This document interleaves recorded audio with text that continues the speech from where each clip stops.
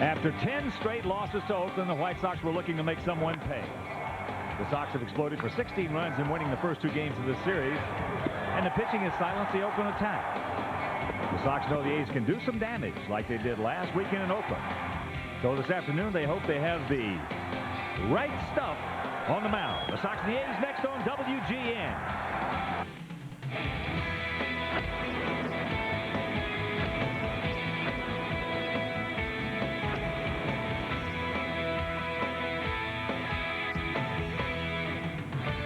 We are coming to you from Comiskey Park where this afternoon WGN Sports presents White Sox Baseballs. Max Ordonez, Ray Durham, the Big Hurts, Frank Thomas, and the Sox as they get set to host David Justice, Miguel Tejada, Eric Chavez, and the Oakland Athletics. Hi, everybody, and welcome to beautiful Comiskey Park. With Darren Jackson, I'm Ken Harrell, since we get set to bring you the finale of this 3-game set and this 6-game homestand. As you know, the Sox took 2 out of 3 from Seattle. They have won the first 2 here and trying to pick up their 20th victory of the season this afternoon, sending Danny right to the bump. Yeah, Danny so far has made 6 starts on the season. It's been a story of 2s. First 2 starts, not bad. The middle 2 were bad. His last 2, he's taken 2 victories from 2 tough teams, Cleveland and Seattle. He's got to go out there and break that trend of the 2s and pick up his 3rd straight and also his 4th of the season. All right, sit back, relax, and strap it down. It'll be Danny Wright against the southpaw Barry Zito, and DJ will be back with the rest of the starting lineups. Welcome back to Comiskey Park. The Sox set to try and finish these Athletics off and take the 3-game series, which is exactly what happened to them while out in California, trying to even it back up, move it to 3-3 on the year against the Athletics. Right now, as the Sox are on the field, let's take a look at Art Howe's starting lineup this afternoon. Going to start with Giambi, Velarde, and Hatteberg at the top of the order. Justice, Tejada, Chavez in the middle of it. Long, Myers, and Pena close it out. You see Hatteberg, 371 hitter this season on the road. Let's look at the defense today. Your Pepsi defense. A little shake up today. And left, you have Lee. Center field, Rowan. Right field, Ordonez. Third base, Graffinino. Clayton at short. Durham, second base. And Paul Konerko at first. Sandy Alomar Jr. behind the plate. And this guy right here is on the hill. 3-2 with a 5.08 ERA. And his 6 starts. Opponents hitting .264 against him. You see the rest of his numbers. Danny has won 2 in a row, trying to move to the 4th victory of the season and match John Garland. The umpires today, Larry Young, Fielding Colbreth, Bill Miller, and Bill Hahn. So right now, Jeremy Giambi getting set to get the action started. So it's time for Hawk to take it away. All right, DJ, thank you. And once again, good afternoon, everyone, and welcome to White Sox Baseball right here with WGN Sports. So happy you could join us for the conclusion of this homestand and this series. Sox, 4-1 so far. Oh, what a homestand this could be. They could bring out the boom this afternoon as Jeremy Giambi gets set to lead it off. Hitting at .306, 5 homers. He's driven in 12. First pitch strike. Giambi 3 for 8 in the series with a homer. And against Danny Wright, he's faced him 3 times, 2 hits, 1 of them stayed in the park. Change up. And the count evens at 1. Here at Comiskey Park, 330 down the left field line, 375 in the gaps, 400 straightaway center, and 335 down the right field line. A beautiful day here in the beautiful city of Chicago. And a nice crowd on hand, and very happy Cinco de Mayo to each and all out there, and for all our Greek friends, Christos Anesti. Alethos Anesti. 2-2. What did you just say? Well, American. Get out, Jeremy!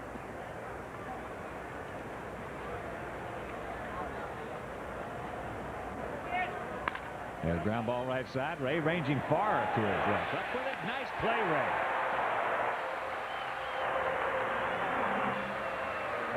Last night you were talking about Jim Fregosi, when playing for the Angels, was a stabber.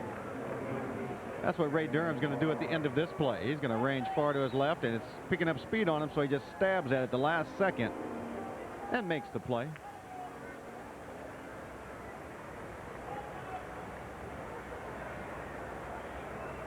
Doesn't have to be pretty, just has to be made. Randy Velarde, 39-year-old veteran second baseman. Takes strike one. He's 2 for 5 on the season. First official at bat.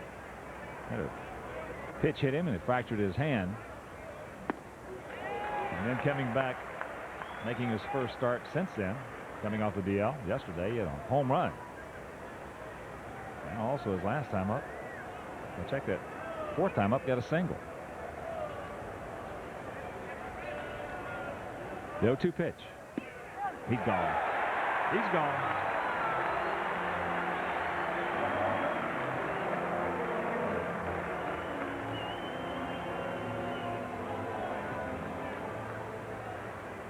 I don't think Velarde was expecting that late tailback on this pitch. So I almost wanted to try and start after it real late, but couldn't pull the trigger. So here is Scott Hatteberg, hitting at 296, 3 homers. He's driven in 11. 2 for 4 in this series.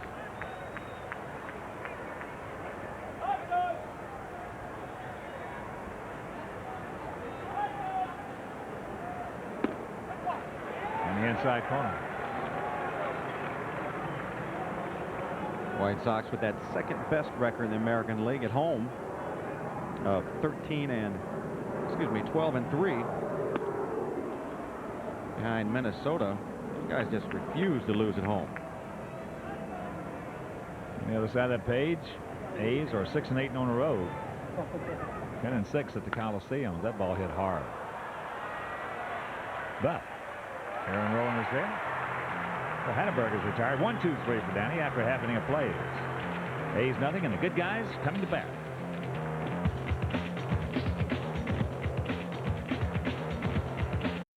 Score at the bottom of the first inning. Let's take a look right now at Jerry Manuel's starting lineup. Brought to you by Pepsi. The top third of Durham, Graffinino, and Thomas. Middle is Ordonez, Canoco, and Lee. Closes out with Alomar Jr., Rowan, and Clayton.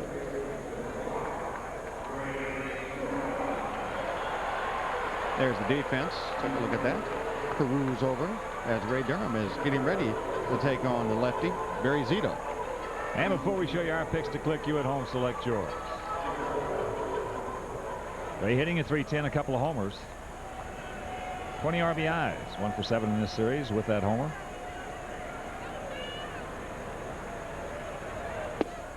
First pitch strike from the 23-year-old southpaw, 6'4", 215 pounds, out of Van Nuys, California. Well, that place, a lot of major leaguers come there. Don Drysdale,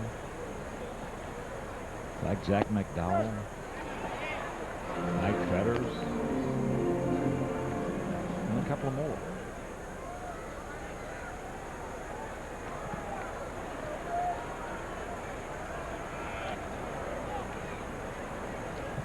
Third ball. That'll be a souvenir right side. Barry Zito got that big curveball. Usually a strikeout pitch. Mentioned he's almost averaging 9 punch-outs per 9 innings.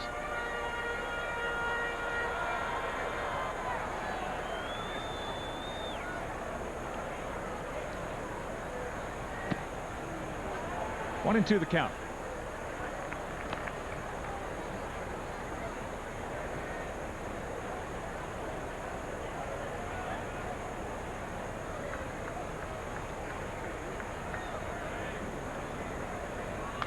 That's foul right back.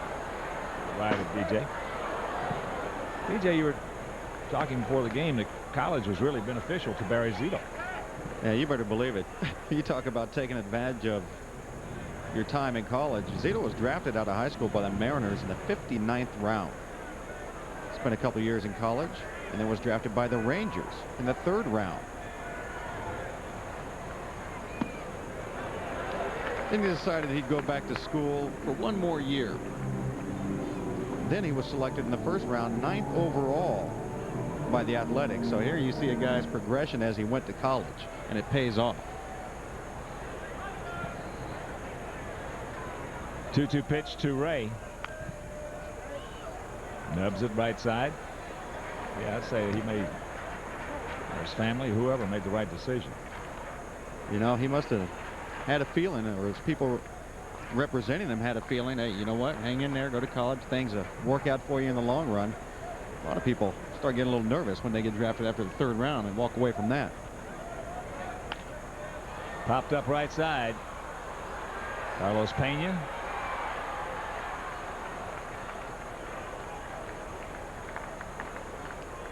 So with one out, let's check out our picks to click this afternoon.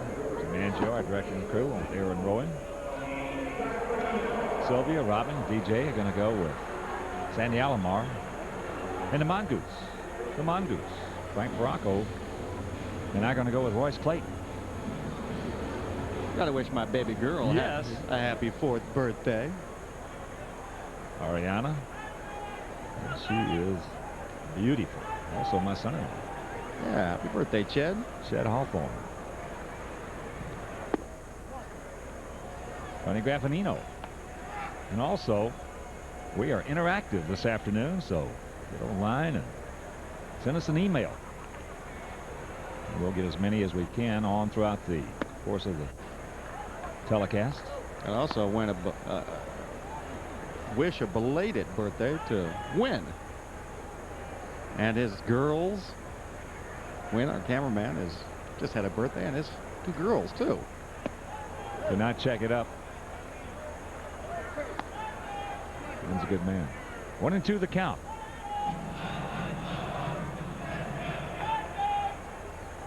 Saw the address, email Hawk and BJ at chicagosports.com.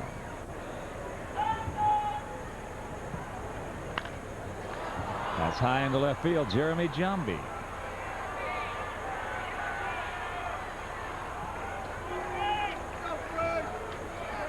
So 2 out, and here comes Big Frank.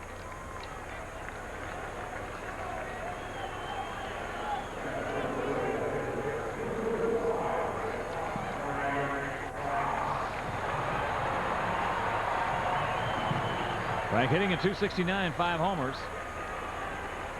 Driven in 20. 2 for 6 in this series with a homer.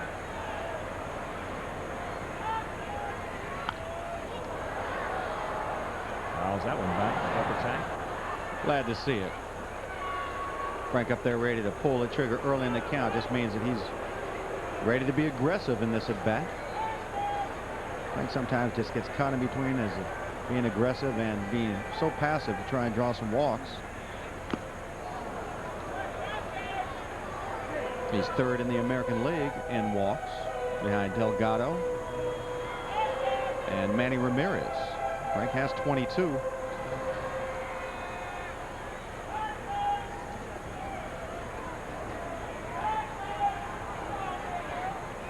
Two out and the 0-2 pitch.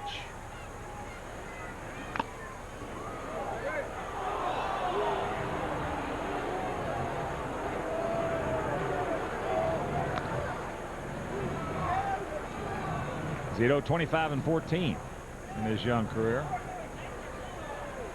His 1 victory this year came over the Yankees. His 2 losses came to the Yankees and Anaheim. Breaking ball high, 1-2. Yeah, Zito in his career 1-1 versus the Sox with a 3.86 ERA.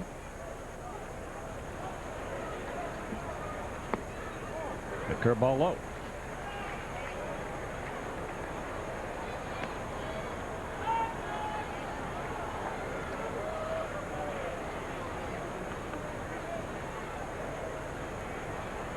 Light him up, Frank. High pop up right side.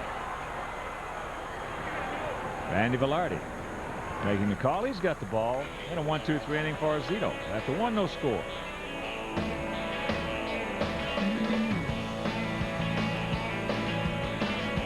Inning. Southside Hitman. A new version. And it's Wilson Glove Day with Mags. The name on the glove. Navy Pier and Pepsi sponsoring that today. Right fielder David Justice, the cleanup hitter, will lead it off. He'll be followed by Miguel Tejada and Eric Chavez. Justice at 312, 3 homers. He's driven in 9. David, 35 years old. Chops that one foul.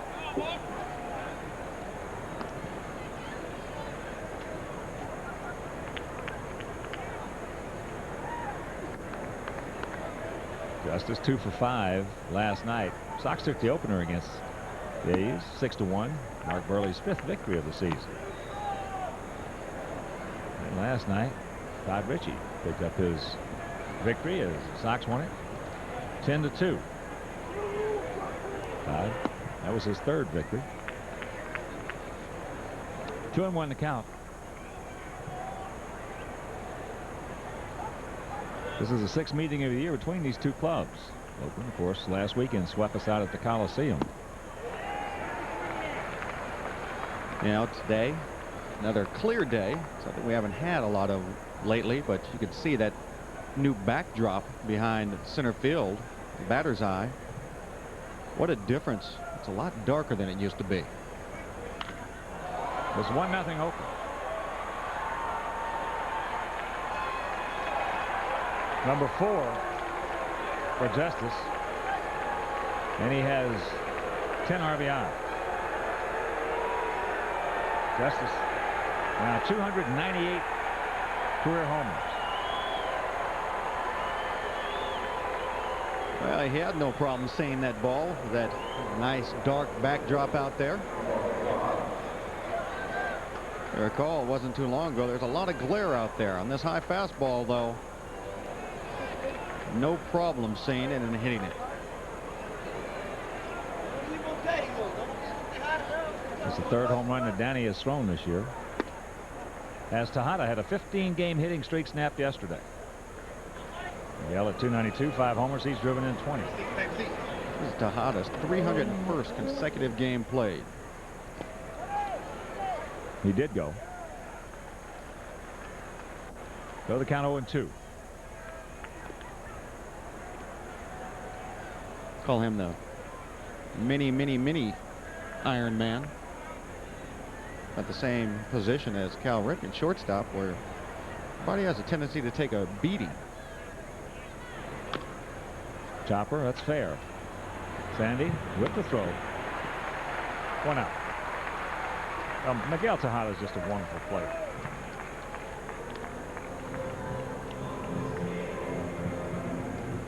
He's a good shortstop. He's exciting, certainly at the plate. Got a live bat. There's really nothing that he cannot do well. So here's the 3rd baseman, Eric Chavez. Pops first pitch up. And Sandy's going to run out of room as it hits on top of the Oakland dugout. And while I have a second, here's a reminder. You can elect your favorite White Sox and other deserving players to the MLB All-Star Game using the Clarinix All-Star ballot, available at all White Sox home games through June 9th. You can also enter to win a trip to the 2002 All-Star Game in Milwaukee. You can also vote online at RadioShack.com, MLB.com, or WhiteSox.com. Change up high and wide, 1-1. Eric 0 for 8 in the first 2 games. Not only that, he's 0 for his last 17. No, we're more concerned about the last 2 games. Just a trend there, you know. The guy's been struggling a little bit. One of those players that can, with one swing, turn it all around. Ray sucks it up and cracks him. And we got some email, Feisty. Already. All right, let's hear it. This from Rich Graham from Lombard. I love email. Hawk, please talk a little bit about my favorite Sox player, Dick Allen. What do you think of him, and how does he compare to the big hitters of today? Well, first of all, I've known Dick a long time. Known him for 40 years. He's a wonderful guy. His error is strike 1. And he was a wonderful hitter, and he would have been a wonderful hitter at any time frame that you can bring up. 20s, 30s, 40s. 80s, 90s, or this century as that ball hit into right field. Mags giving chase. He can't get there off the Armatron sign. So Long will pull in. That's his 7th two-bagger. He had a couple of doubles last night. And Long's got that extra base swing working right now. Last night he went off the left center field wall and then right center field wall. Right here he's going to short hop that Armatron sign out there.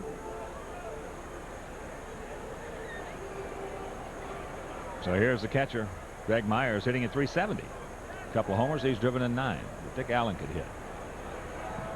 And besides that, he was a wonderful player. He's an outstanding base stealer when you call for it.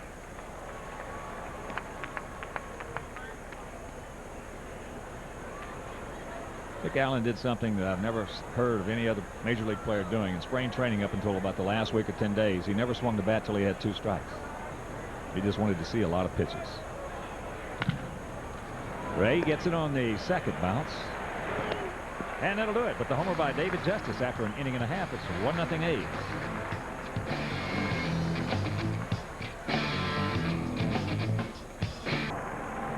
One nothing bad guys here in the bottom of the second. It'll be Maglio, Canerco, and Carlos Lee.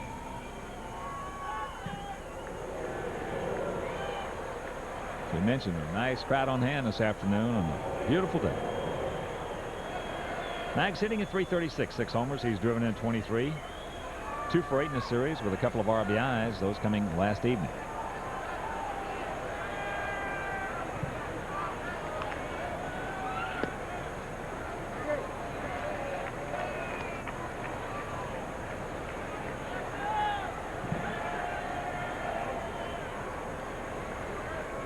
Gap in left center.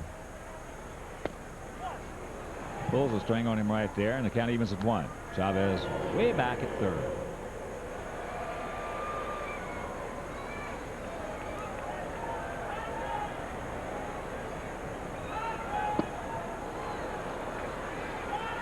Backs it up with another one in the count 1-2.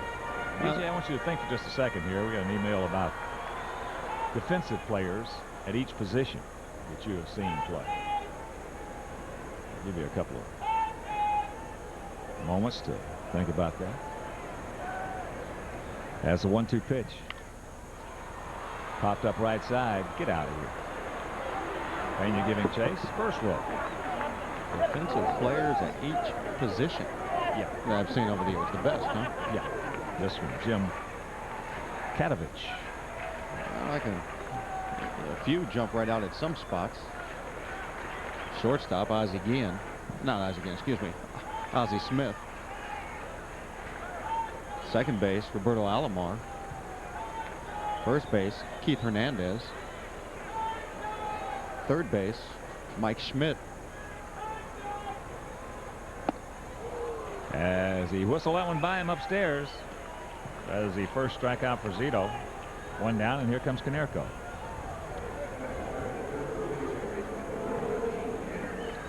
That fastball upstairs from Zito is a good pitch for him because he has that big biting curveball. Hitters, when they get 2 strikes on him, definitely are concerned with that hammer of his.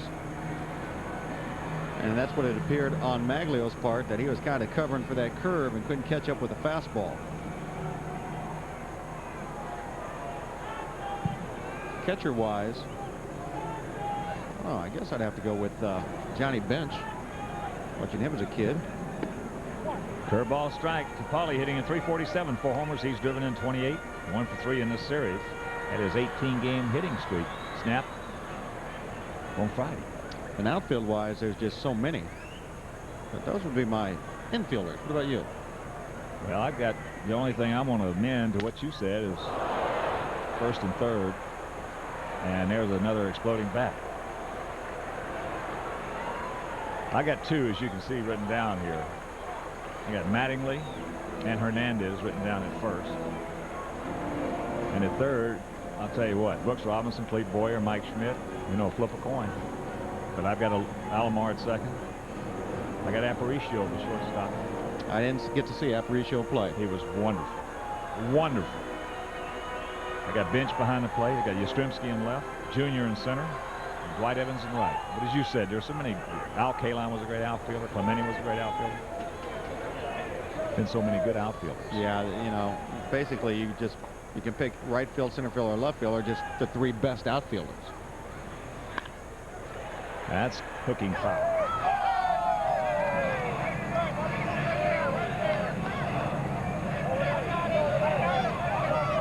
That's not bad in the history of the game. We were right on a few of them there.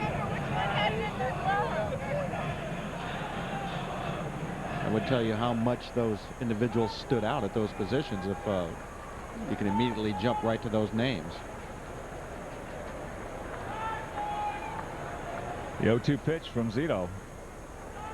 Outside. DJ told you, Zito averaging 8.8 strikeouts per 9 innings. And there it is. Poof. If you want to email us, email Hawk and DJ, SoxTV@chicagosports.com. You've got mail.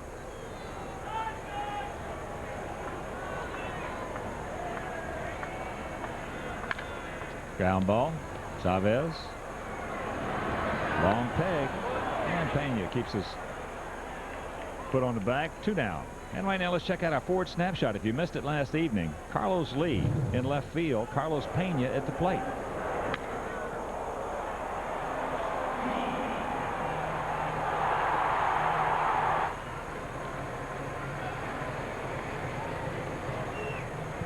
I think Kenny Lofton was the most surprised guy in the park. Oh, without a doubt.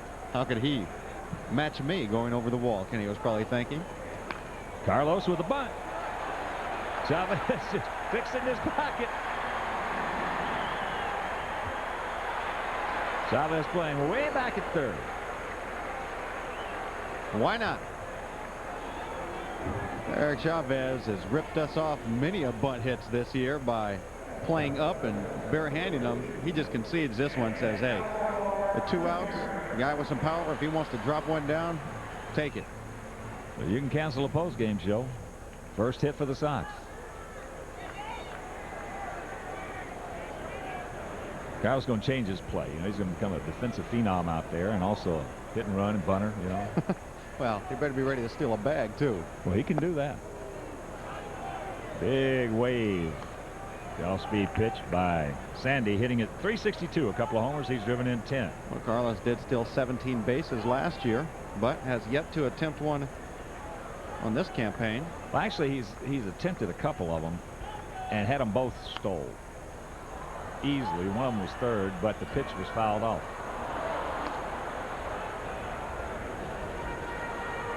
Well, we were talking about Zito and strikeout guy. He became the first left-hander since Vida Blue back in '71 to strike out over 200 batters. Last season he had 205.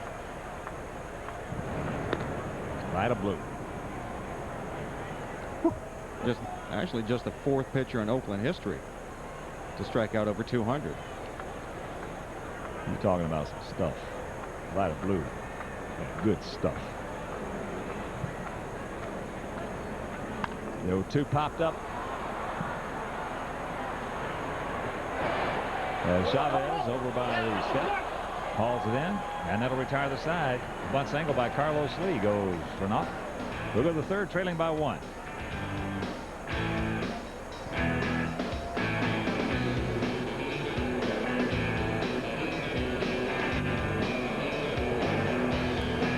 Death's 4th homer, leading off the 2nd. The only tally in this game. For the A's, it'll be Carlos Pena, then back to the top of the order with Jeremy Giambi and Randy Velarde. Pena hitting at 242, 7 homers. He's driven in 16.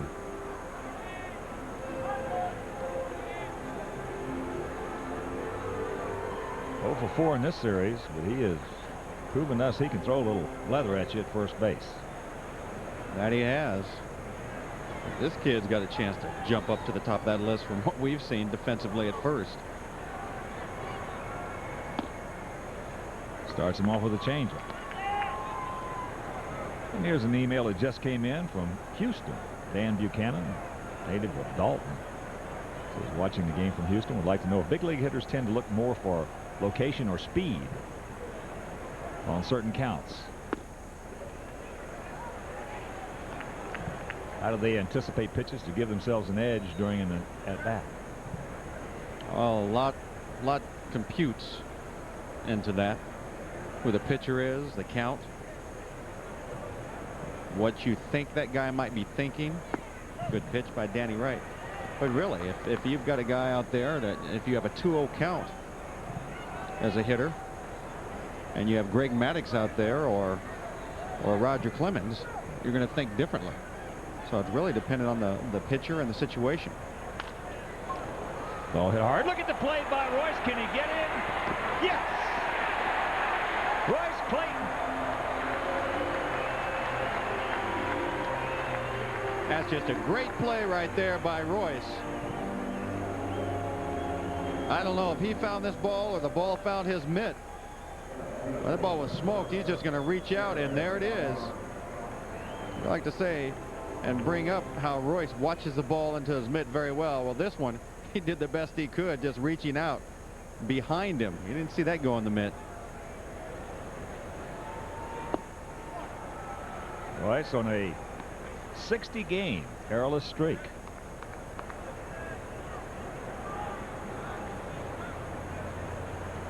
That is tops in the major leagues for shortstops. High into right, Mags. And here's a reminder, Sox fans. And the White Sox battle the Rangers Thursday, May 16th. The first 10,000 fans will receive a White Sox rally sock, courtesy of American National Bank. For tickets, call 866-SOX-GAME or visit whitesox.com. What's your thought process on that question? Well, you know, I was not what you would call a good hitter. I was a dangerous hitter. I just looked for the fastball, hit off the fastball. And as you mentioned, certain counts with certain guys, I always broke them down into how many pitches they had. You had one-pitch pitchers. Most of the time, those are guys late in the game who throw very hard, the relievers. And you had two-pitch pitchers, like a Dennis Eckersley, fastball slider. The ball hit hard. Carlos will not be able to get that one. That's off the wall. Gets it. Here's the throw to second base. They got a shot. And they, whoa! Oh my! I don't know. That was an awfully good effort right there by Ray Durham at the end of that play. Diving back, looked like he got his mitt almost right in between Velarde's hand and the base. Very good effort by Durham. Outstanding job by Carlos as he gets that rebound and throws a perfect throw just a little bit inside the bag, as he did get him. He got him. I was getting ready to say, if he tagged him, if he didn't miss him, he was out. He certainly was out. Ray dove back there and got that mitt right there. Velarde catches a break. Good play by Carlos and Ray Durham. So here's Hatteberg. Takes first pitch strike. But when you got a four-pitch pitcher out there, let's say you got a guy got a fastball, curveball, slider, change, and he's a good one. Then you got to look location. You can't look speed then. That's into left. Carlos makes the catch, and that'll retire the side. After 2.5, still 1-0 A's.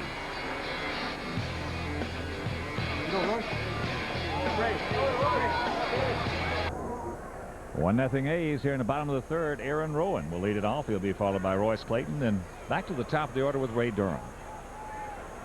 Aaron, 2 for 11 on the season. Getting a start today, giving Kenny Lofton a well-deserved day off.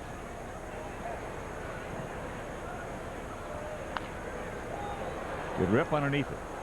And here's another email just came in. Says, talking DJ. Hi guys, my name is Andrew and I'm a huge White Sox fan. Currently attend the University of Arizona and cannot wait to get back to Chicago in less than a week. I'm watching the game this afternoon with my roommate, and he's from Oakland. So I need the Sox to win today so I don't have to hear all that talk about that sweep last weekend at the Coliseum.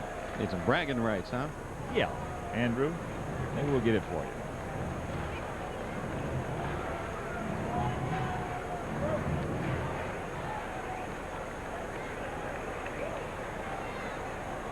Oh, 0-2 the count.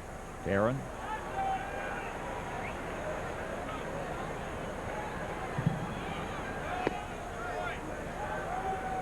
Just off the outside corner.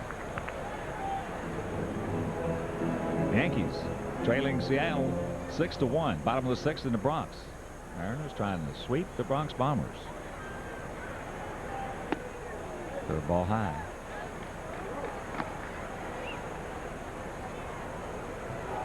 Kenny Lofton.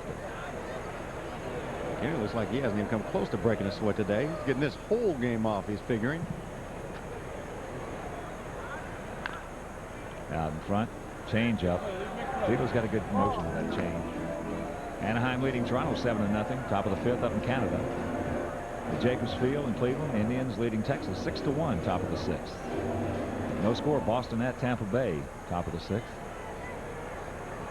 And Detroit leading Minnesota 2-1. Bottom of the 2nd in Minneapolis. Shanks that one foul.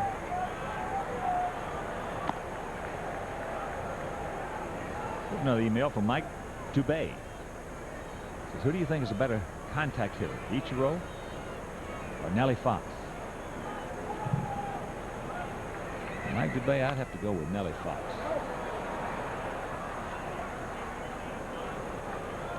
He was a hard man to strike out. Nellie Fox.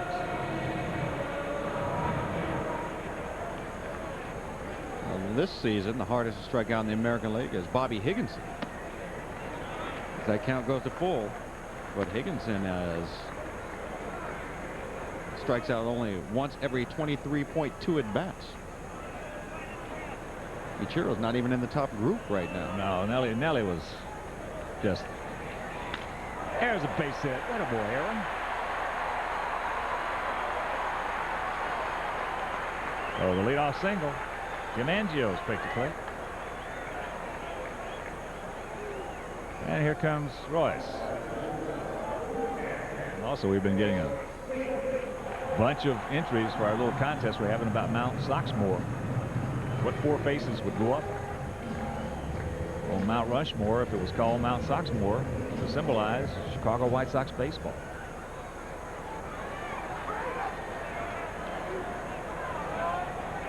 That's some great entries here. Outfield around to the right. Bunts that one back into the crowd. And there is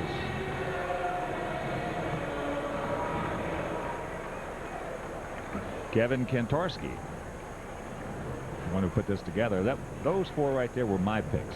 Luke Appling, the Lakes and Pains, Nellie Fox, Shoeless Joe, and the Big Hurt, Frank Thomas. So send us in yours. And I have a winner, a trip to the booth, and a baseball. That's out of play right side. So 0-2 the count. Maybe even a dinner with DJ.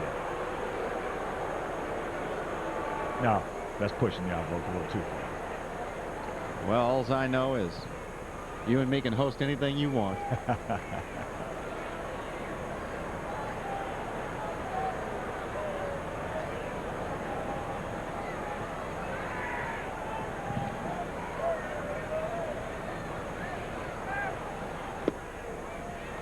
One and two.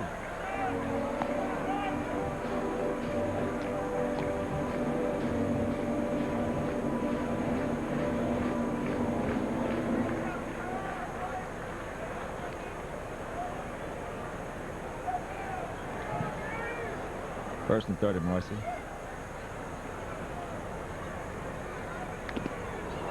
Just got a piece of it. I know that Zito does not appear to be a guy that you can steal second base very easily off of. Very quick to the plate.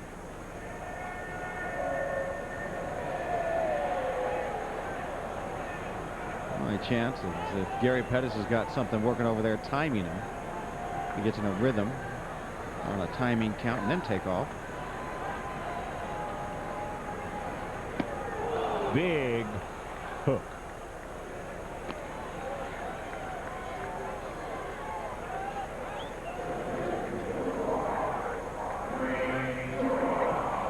That big hammer on the inner part of the plate.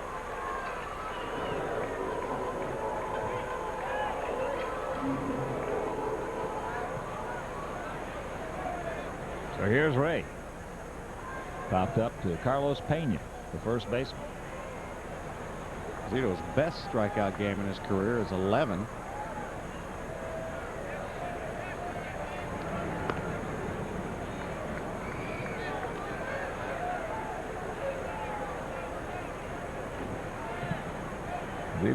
Zito from the side, reminiscent of facially of former outstanding southpaw Frank Tanana.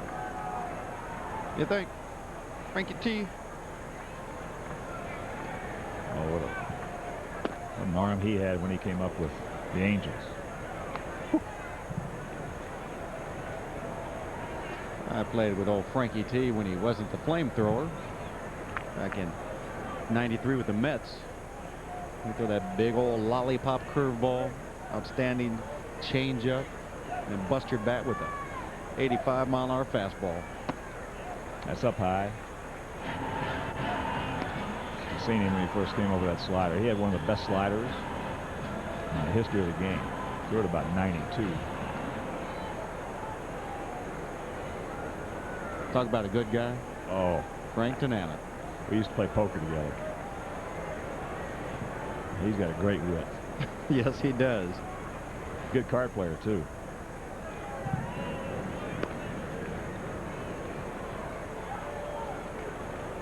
Now, Frankie Tanana's got the perfect poker face. He's always smiling, always happy. You'll never know what the heck's going on. What a disposition.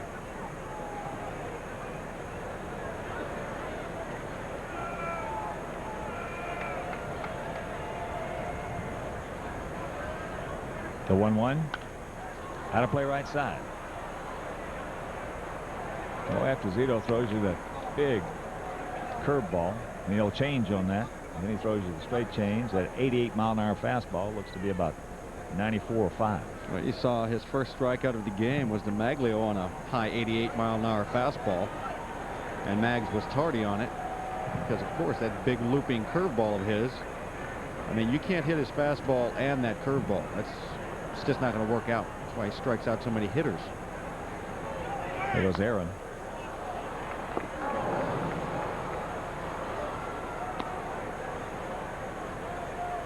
And you mentioned that changeup.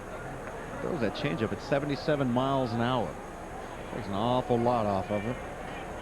And you said also that outstanding arm motion of his. Very, very hard for the hitters to pick it up.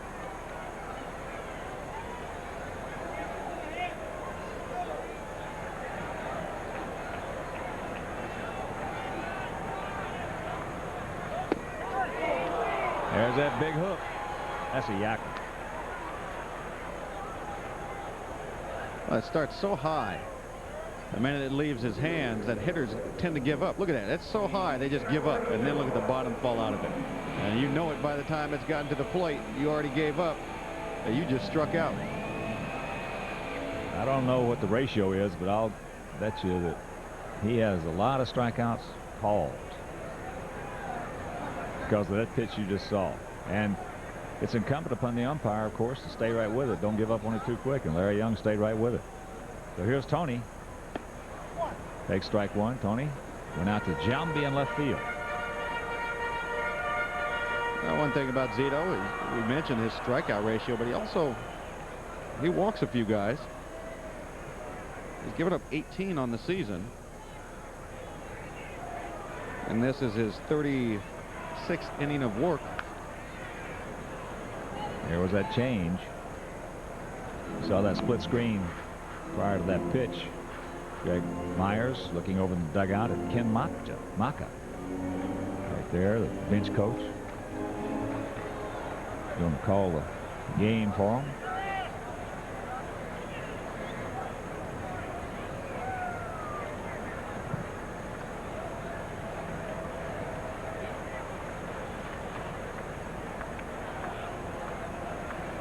They got him picked off. He's in the pickle. Doing a good job. Finally runs out of gas. So that'll do it. After 3, 1-0 A's.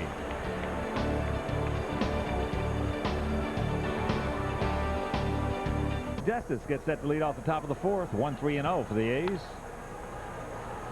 0-2-0 for the Sox. Justice ranked out his fourth homer.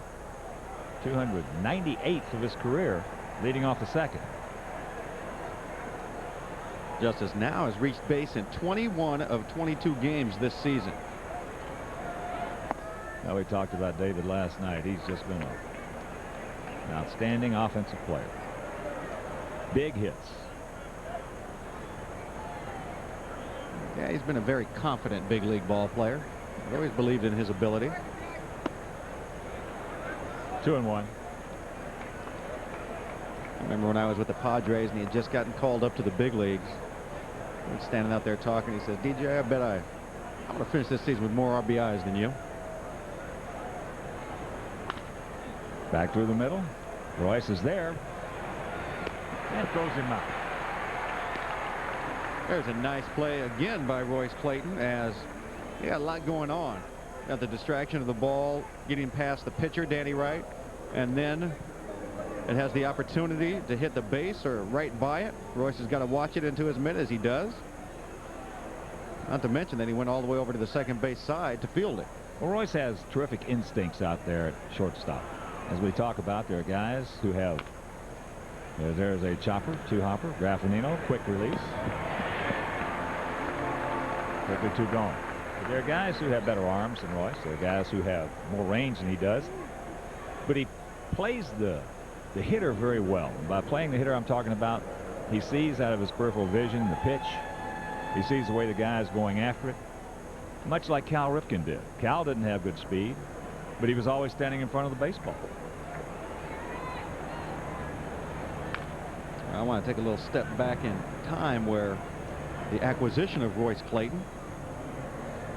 Kenny Williams said he wanted to improve on the defense. Well, all he did was go get Royce Clayton, and Royce set a record for fielding percentage for White Sox shortstops.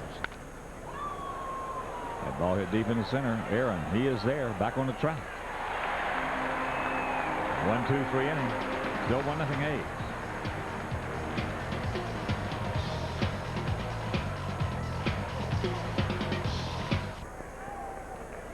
Tony Graffinino was at the plate when Aaron Rowan was picked off.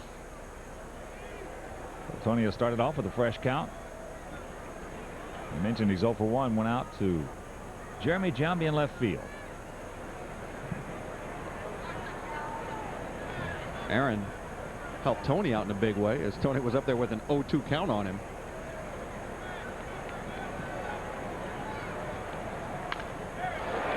And there's a leadoff single. And before Big Frank makes his way to the plate, let's pause for station identification. This is WGN Superstation.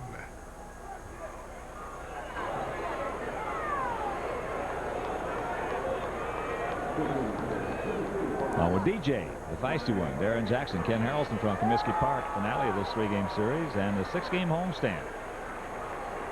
Here's Frank, popped up to Randy Velarde at second.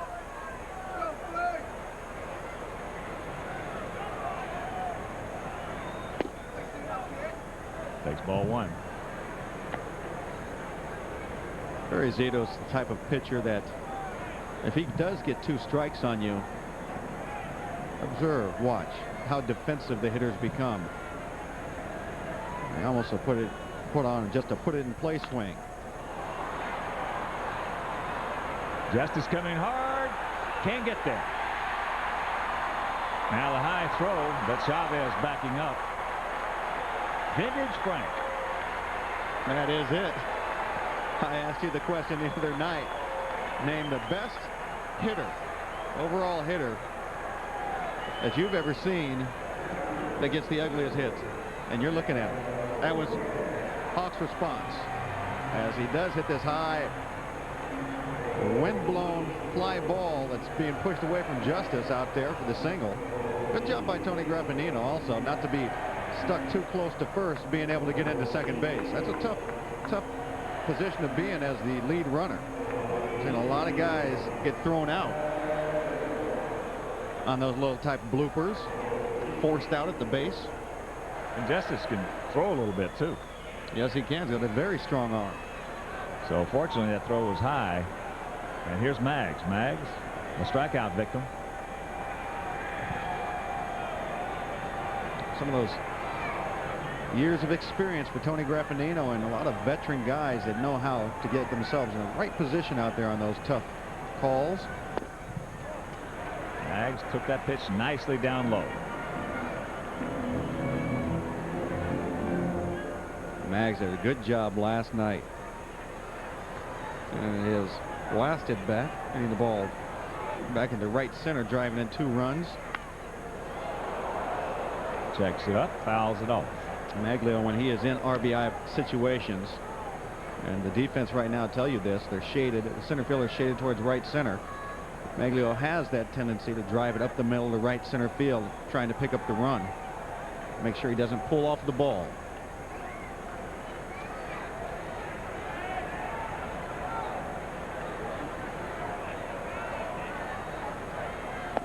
Big curve up high.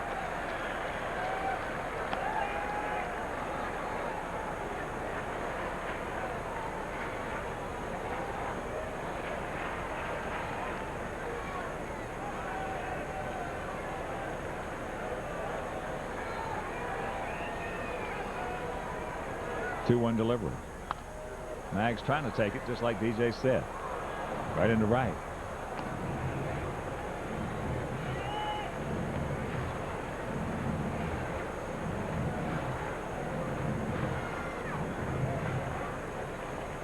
So 2 on, nobody out. Here in the bottom of the 4th if you're just tuning in.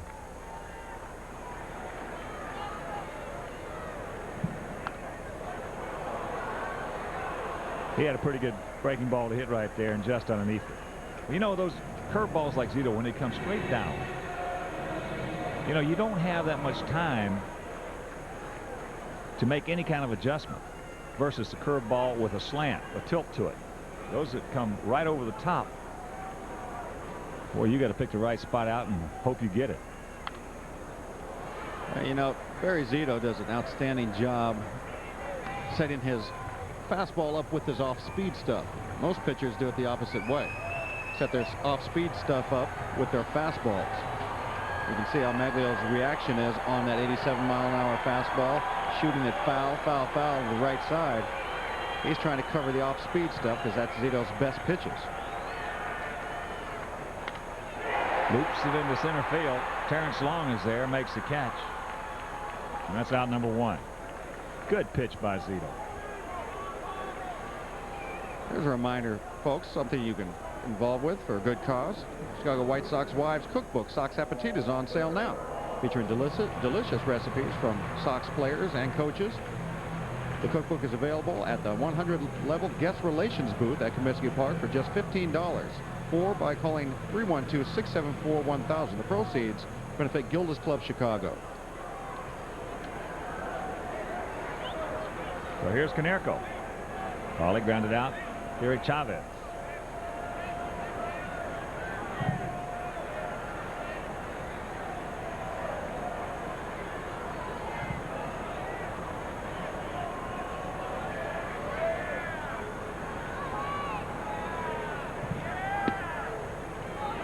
Looks at that pitch downstairs. Noticing that Barry Zito out there with sleeves on what's one of the nicer days we've had here in who knows how long. Whereas we've seen so many other pitchers, starting pitchers, out there with no sleeves on when it's been freezing.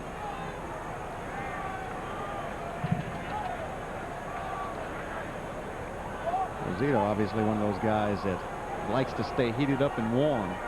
The other guys don't like to get too overheated. It certainly has been the nicest playing condition of any of the days we've had in a long time.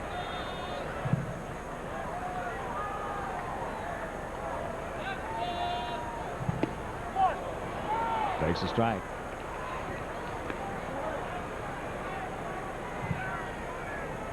Pauly hitting at 345 as he stands up to that dish.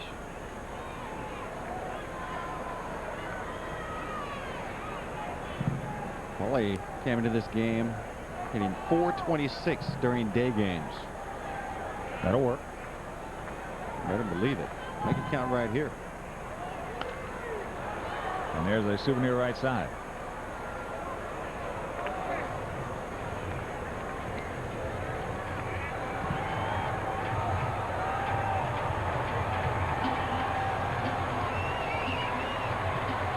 Just to show you how Zito's fastball is, I haven't seen him hit 90 yet, have you? No.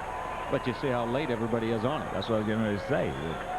All our right-hand hitters are fouling him over that first base dugout. Sox coming to this game 2-1 against lefties on the season. But they got a tough one out there today. Curveball hung that one. Got away with it.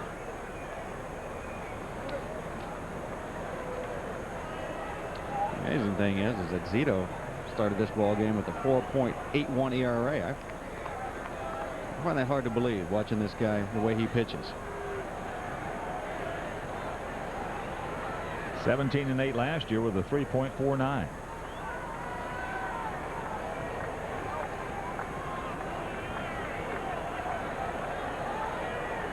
Paulie in the hole. And the count evens at 2.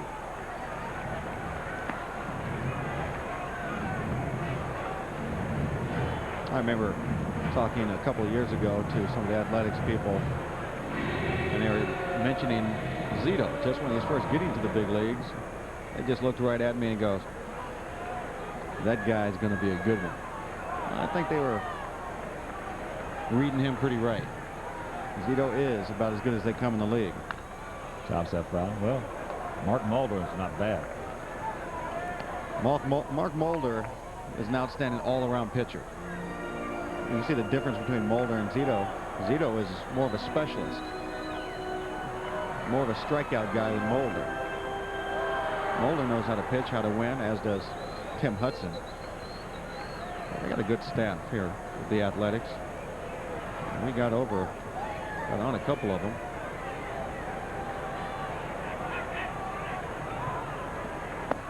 Takes it up, full count. Carlos Lee on deck. White Sox got to Tim Hudson yesterday. And Tim Hudson came in that ball game with a 1.87 ERA. And he ended up pitching 6 1/3 inning and giving up 9 runs. Stuff happens. Yeah, the Sox can, at any given moment, put it on even the best. You make some mistakes. And Hudson, you know, he had the one tough inning where he just seemed to get a little rattled, and that's the inning that they got to him big time. I like to see that happen right here against Zito. That one big inning. Tim Hudson, he's good. Well, in that sweep the A's gave us out there at the Coliseum, Corey Lytle, Mike Fury, and Tim Hudson, they didn't make many mistakes in those 3 games. Those are the best 3 games we've seen pitched against us in a long time. There goes the runner, and there's a shot off the glove of Chavez. Rafinha will score, and this game is tied at 1. A bullet off the bat of Canerco.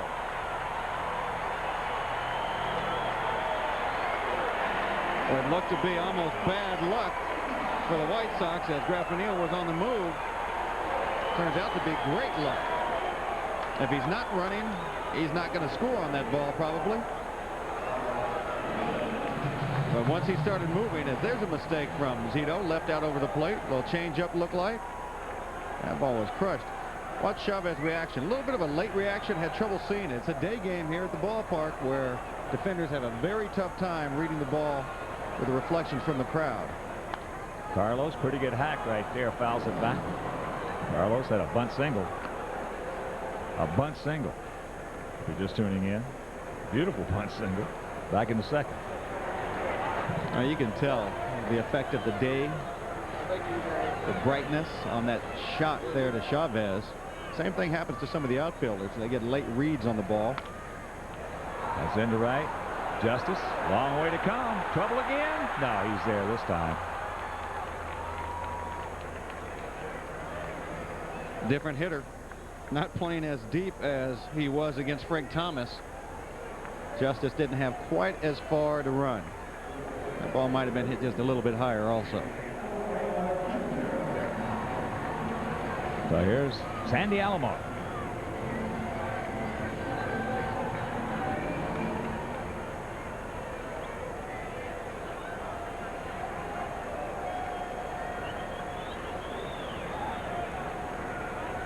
Outfield. Around to the left. Gap in right center. Larry Young staying right with that curveball. Doing a good job.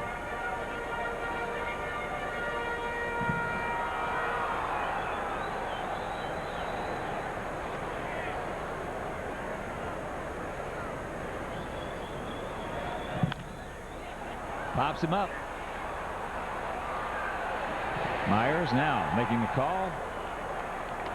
And he's got the ball. Sox tie it up. We'll go to the fifth. 1-1.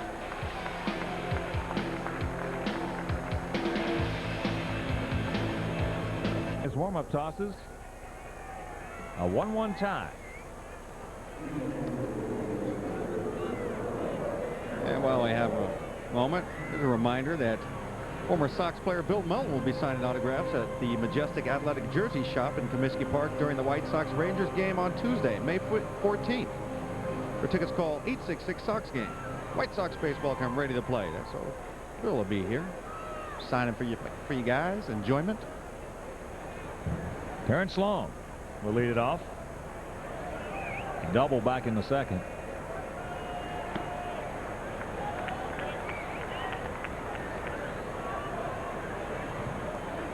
One 3-0 for the A's, 1-5-0 for the Sox. Outfield shading him slightly to the left. And the count evens to 1. Here's another email. This from Janice Walthall, Memphis, Tennessee.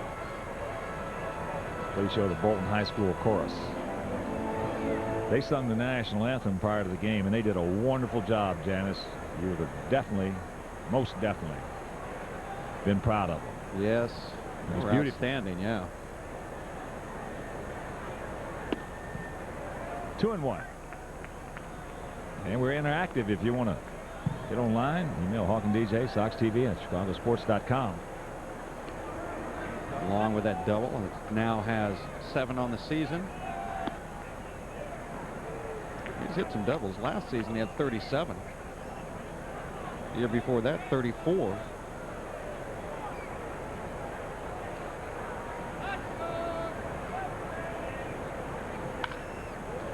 And it's into left. Carlos almost in his track. There's long swing the bat well. There's another email from Patrick Noonan. I've been a Sox fan all my life. I'm currently going to Bemidji State University in Minnesota. Twins fans around here are saying they have a better ball club than the Sox this year. I was wondering what you guys think and who has the upper edge in their upcoming series this season. It's Myers. I want to tell you one thing right now. Minnesota Twins have a good ball club. I like our chances, but they're not going to go away. That's a good team who believes in themselves. And they're playing great baseball at the Humphrey Dome. They're 14-1, Patrick. Yeah, they've got the league's leading hitter, Torrey Hunter. 3-0. Come back and get him. No walks. They trail Detroit right now 2-1, bottom of the 4th. Minnesota. They've got some good players on that team and some good pitchers. There's a strike.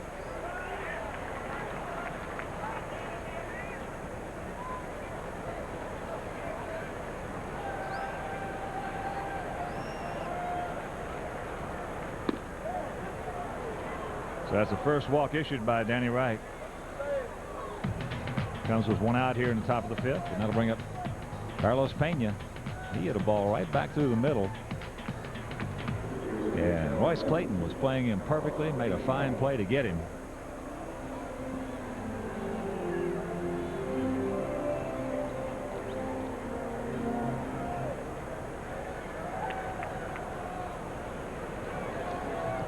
Pena's been having some tough luck. He's 0 for his last 5 ball games coming into this one. Does have some base on balls. In this series, he's drawn 3 walks.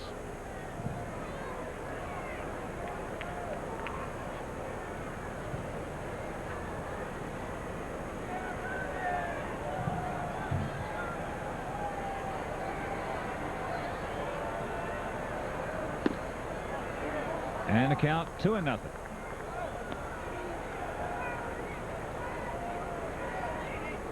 Now Sandy's going to go out. Going to settle him down just a little bit. I don't care what his average is against right-handers. This is a good-looking young hitter, Carlos Pena. Hey, he's one of those players you just put him out there. Right now, he's in a. I think Art Howe's doing a great service to him, putting him at the bottom of the order, letting him get settled in, see some of the pitchers, not as much pressure on him, because he's going to produce. He's going to be an outstanding hitter. We talked about it a little bit last night. After watching him now, this is the 6th game. The only thing to me looks like that just got to get a little more hand strength. He's got good hand strength, but if he can get those, you cannot get your hands in the game of baseball. You cannot get your hands too strong.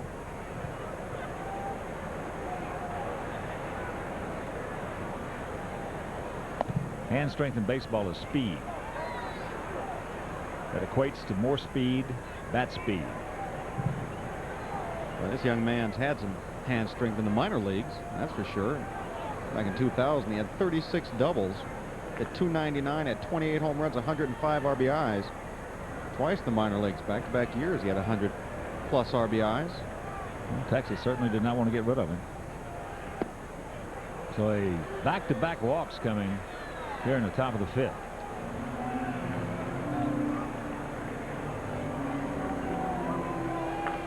And here comes Nardi. And while he does, we'll go through another email that's just come in. Bob Jurek from Freeport, Illinois says, I'm not sure how to phrase this question, but I'll try. How many scouts do the Sox have, and which teams are they observing now?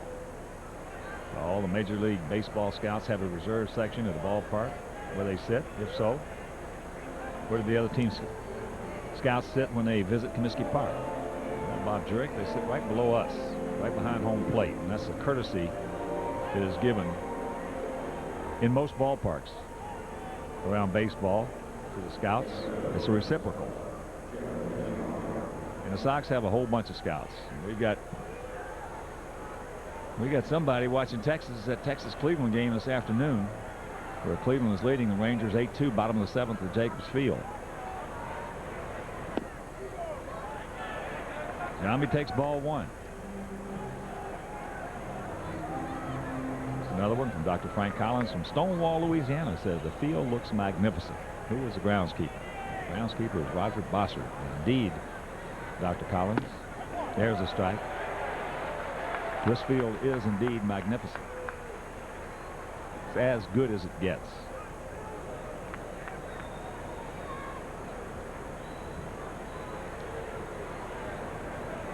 Two on, one out. And the 1-1 pitch.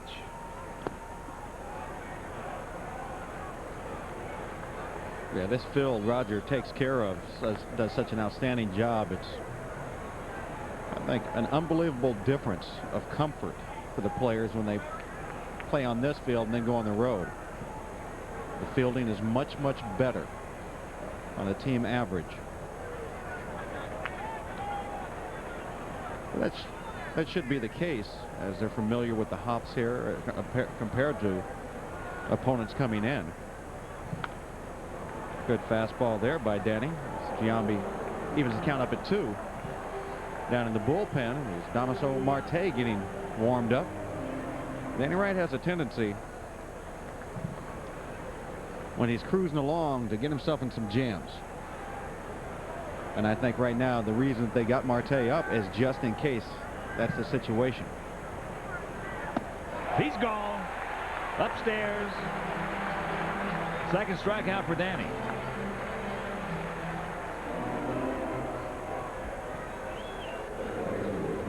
That good righty fastball. Giambi, it appears, just did not gauge that movement on that fastball. So here is the man who has been a Sox killer throughout his career, Randy Velarde. Doubled his last time up. There's a nice block by Sandy.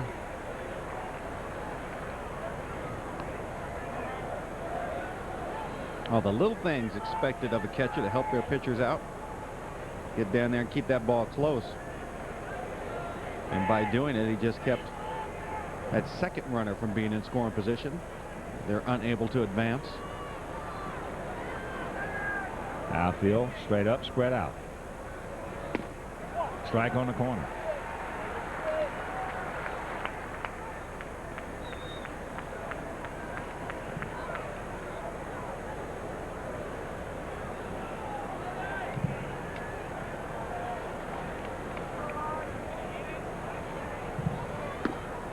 Just off the corner.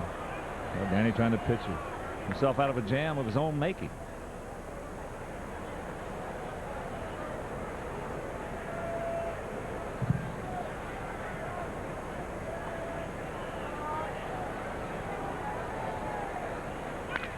Ground ball, base hit. Lardy does it again. And it's 2-1 Oakland.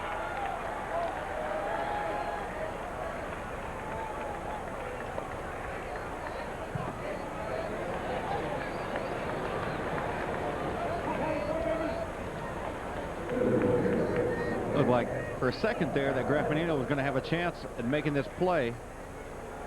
But that ball appeared to have some topspin on it, and as it was getting closer to him, picking up speed, and just quickly got past him as he was getting down, attempting to keep it in the infield. Hatteberg takes first pitch up. Hatteberg is 0 for 2 in this ball game, flied to center and left.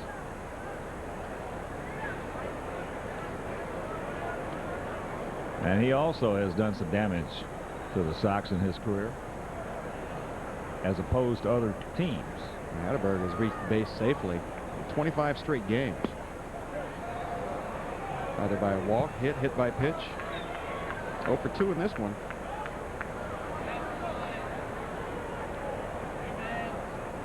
He's also hit in 11 of his 12 last games. There's a good strike. Good pitch. Outside edge. Well, we got some guys with some good arms, and Danny Wright, John Garland, Gary Glover just moved into the rotation. Those 3, 4, and 5 starters. There's a base hit. Hatteberg does it again. Here's a throw by Maggs.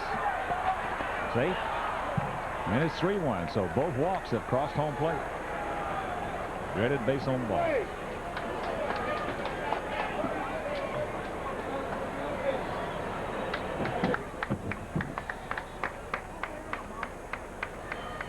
You hate to say it, but it's true. Pitching coaches will tell their starters or their pitchers in general, make them earn their way on the base.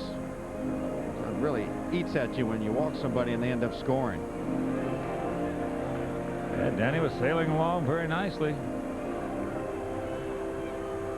2 1-out walks. So Danny Wright will depart. Damaso Marte comes on, and we'll be back.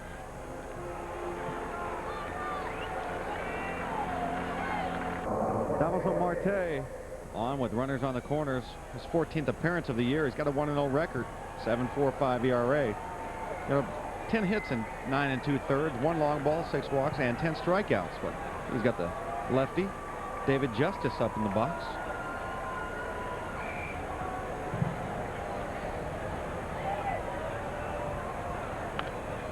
Good slider right there from Marte to start Justice off, put him in the hole. Justice solo shot leading off the second inning, his 4th of the season, picking up his 10th run batted in. Justice fares well against southpaws.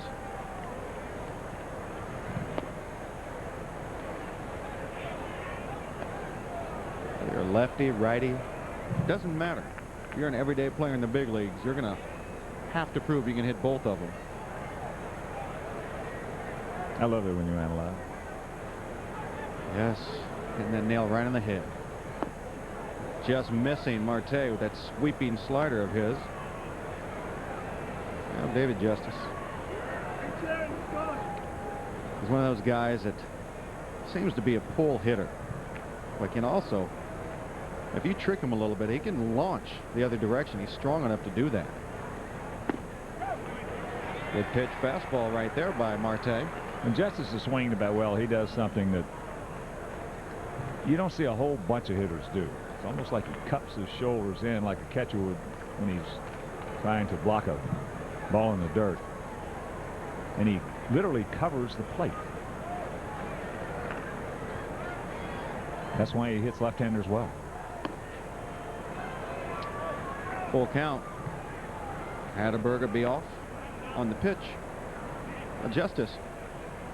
It's funny because there are times when he swings the bat, it appears he's got a real long swing. And the reason that you're just talking about. He can cover the plate, the whole plate. But then next thing you know, he's short and quick on a pitch in on you. Runner off. Little chopper. Konerko will handle that. Roller. Take it himself. So Marte comes on. Does his job and gets the Sox out of that jam. But unfortunately, A's put 2 on the board. Sox trail it 3-1.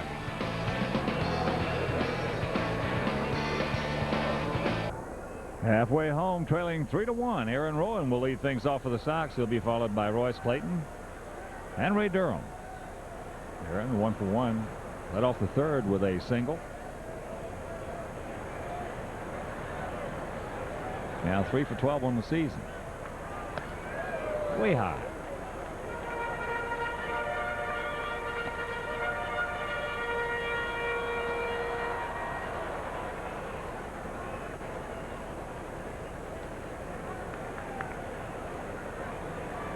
Outfield straight up, spread out for Aaron. Goes through it, upstairs, 86-mile-an-hour fastball.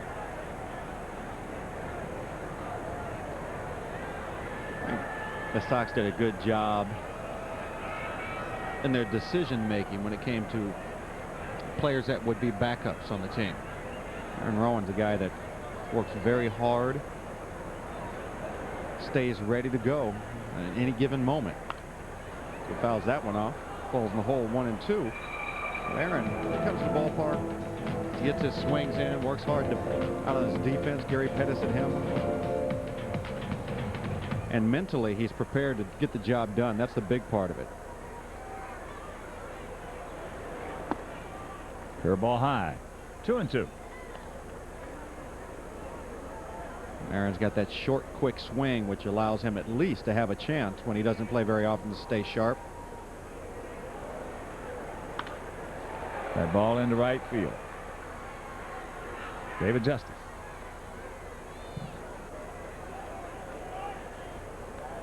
A little different for Jeff Leefer, who's been getting some spot starts here and there.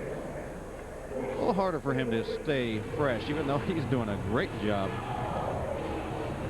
But he's got a longer swing and a little more to his timing. Leefer, though, off the bench this year, hitting .333.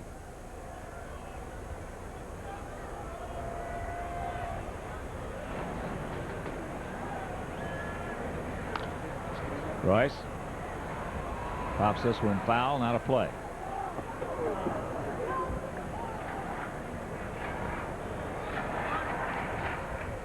There's Jeff Leefer, Aaron Rowan talking to him.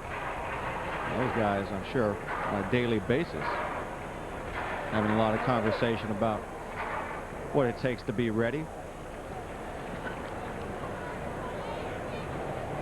Teammates do that. They notice something, they start talking to each other about it. That's playable. Justice.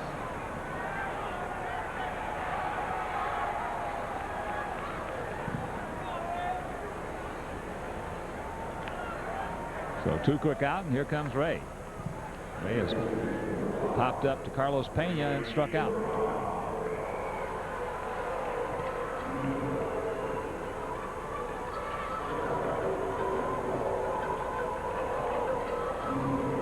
And while we have a moment, we are saying goodbye today to a legend at WGN-TV, Whitey Pearson. Salesman extraordinaire is retiring after an illustrious 33-year career with the station. There has never been nor will ever be another one like it. Whitey, thanks for everything, and we wish you all the best. As that's a little flair. Stay fair. Stay fair. It won't. Whitey Pearson. Best to you, Whitey.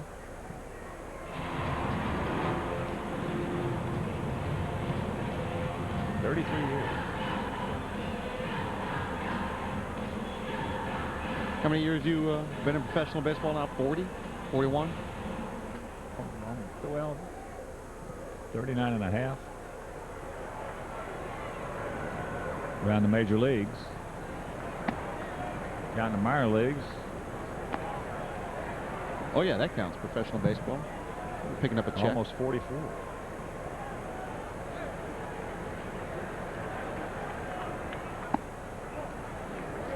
Baseball's been around for 125 years, and I've seen almost a third of it. Yep. Pass along a lot of useless knowledge.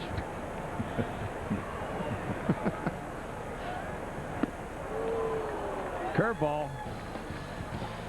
1-2-3 inning for Barry Zito. He shuts him down after getting the lead. We'll go to the sixth, trailing 3-1.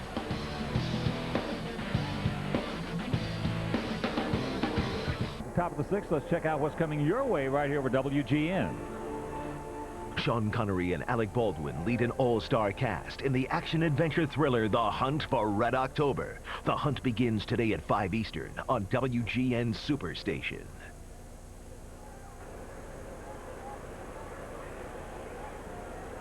Miguel Tejada will lead it off. 3-5-0 for the A's, 1-5-0 for the Sox, as the Sox trying to sweep Oakland. Took game 1 6-1, then last night 10-2. Marte's first pitch, strike on the outside corner.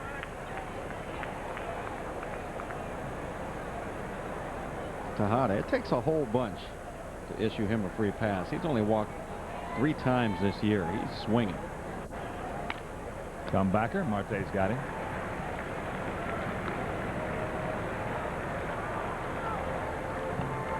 And here's a reminder. Go to MLB.com, the ultimate baseball website. You can listen to game day audio and watch highlights direct. Baseball's best and more exclusively at MLB.com and WhiteSox.com.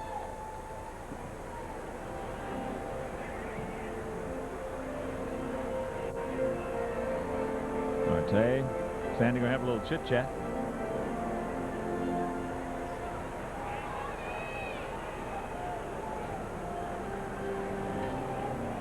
Well, even though Chavez has been in a funk over his last 19, he is second in the American League in home runs with those 9. Got to be very careful. Have an idea what you want to do against him. Good breaking ball. That's a good start. And Chavez, he's got a live bat. He'll leave any direction. Threw that one right by him. 92-mile-an-hour fastball up.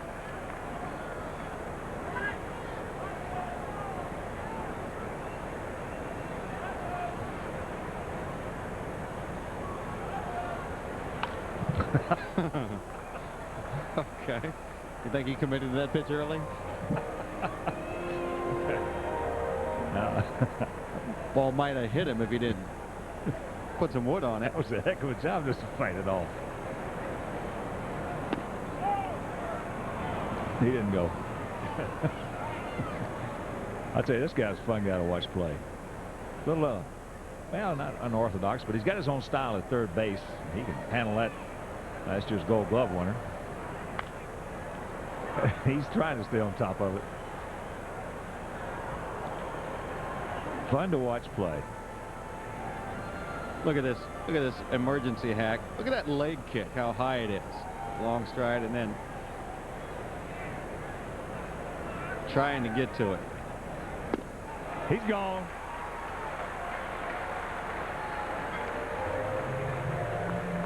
Two down.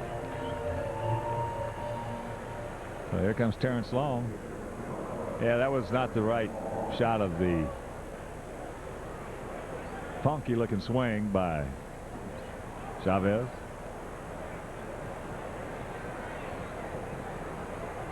Long is doubled and he is lined to left.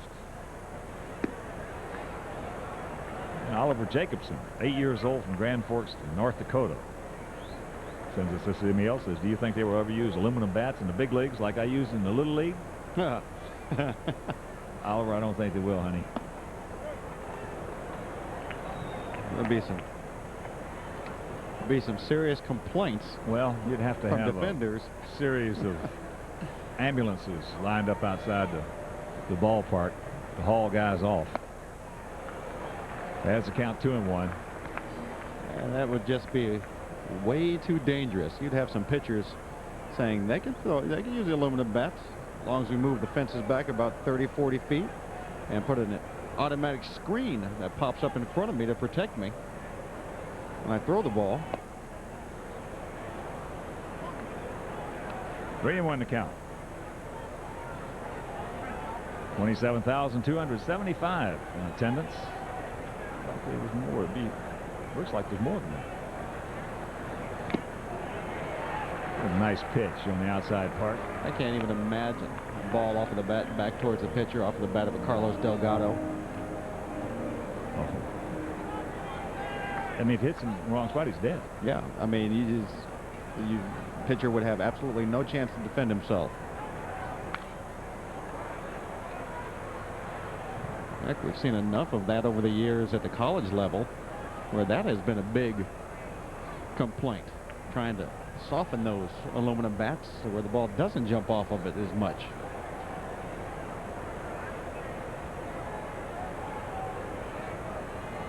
Payoff pitch. Yeah, that has been a big point of concern.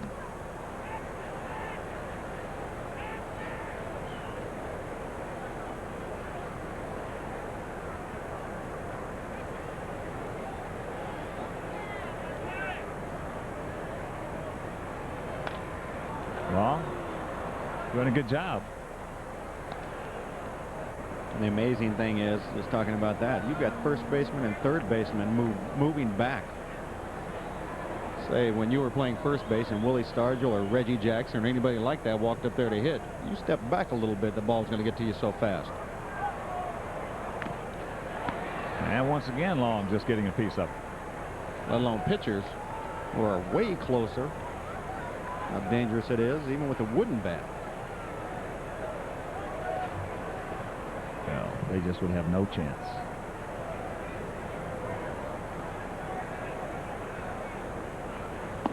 Got him. 3-2 curve. He's gone. After 5.5, Oakland by 2.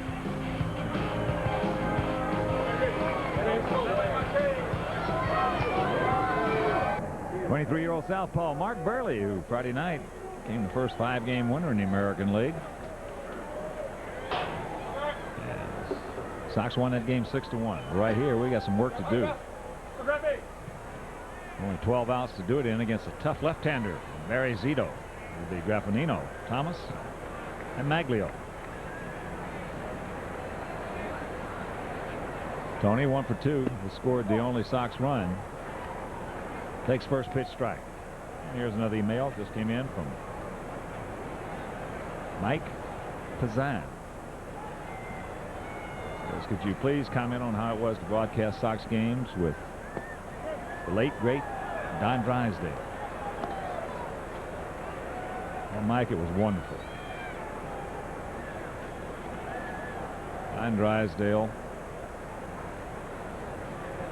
was something special as a player and as an announcer.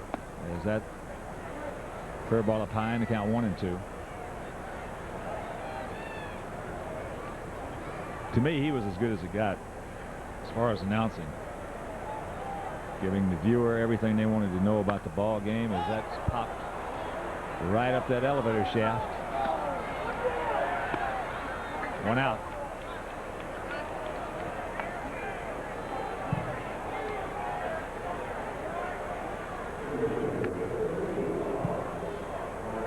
And here comes Big Frank.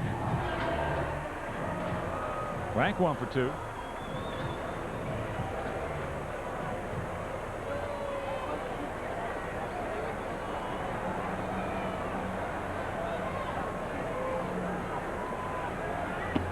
Frank going that little crouch.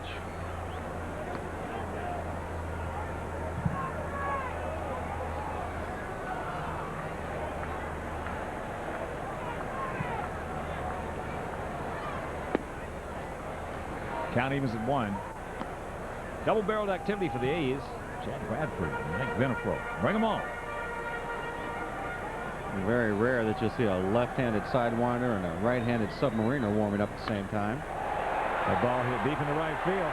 Justice back, looks up. You can put it on the board. Yes! How long has it been, Feisty? We're having a historic flashback of old Frank Thomas going to right field.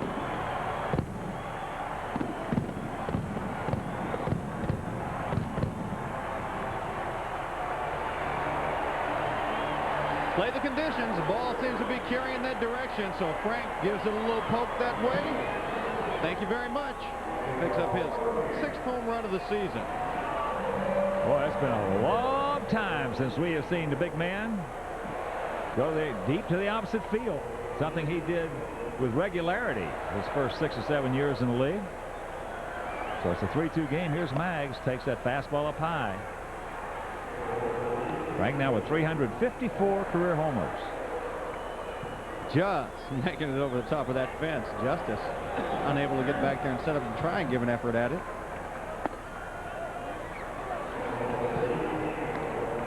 There's a 5th home run of the season given up by Zito.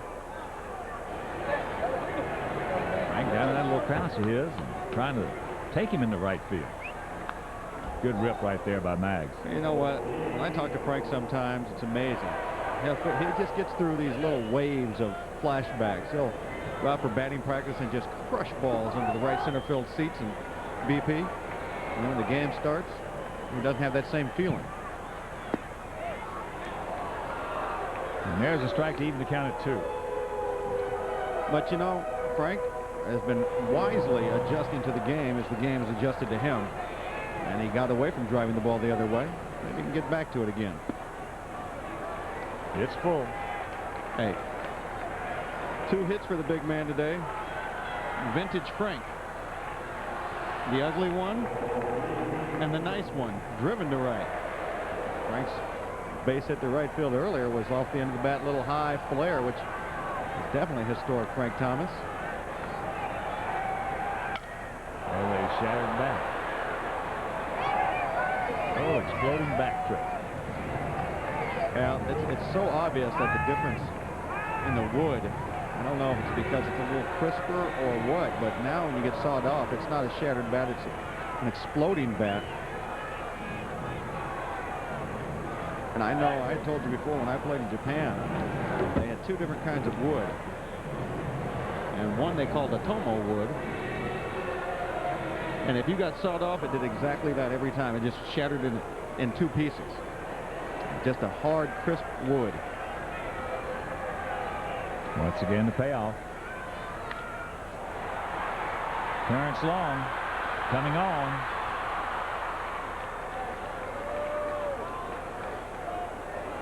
So that's 2 out.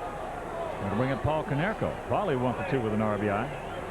Here's an email just came in 8 minutes ago from Ralph, Chicago. Says, I'm Ralph, the guy who had ankle surgery at Hines Veteran Hospital, now stuck at home in a wheelchair. I know you want to stay away from mentioning names of businesses, but just to let you know how it looks, we need a little help right now. So I called my friends down at Joe's Corner of the World, a little small neighborhood bar, he says, and told them I'll buy a drink at the bar for every Sox home run we get today. Now I know we'll score because I always wind up paying. You brought us some luck, Ralph. There we go. I was just handed this email just before Frank hit that home run. Well, so set him up on Ralph. And Joe's Corner of the World. Yeah, ante up.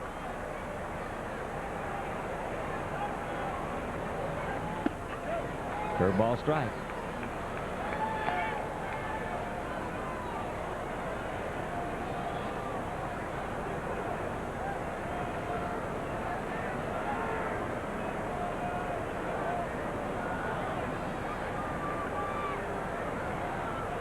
Good 2-strike hitter, Paulie.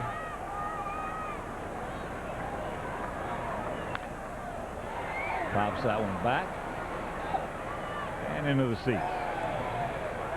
Paulie hadn't been leading the league for a while in RBIs. He's fallen to 3rd in the AL. Has 29. League leaders starting the day were Alex Rodriguez and Manny Ramirez, both at 32.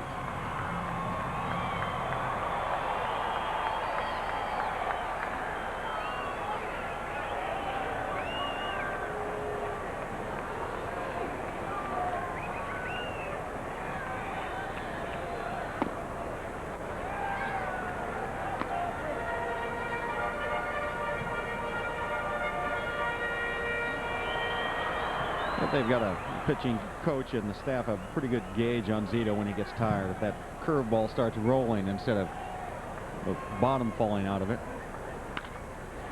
Out in front, Tejada. Nice pick, nice peg, nice play. But Frank Thomas, the big hurt, 6th homer. We go to the 7th, trailing by 1.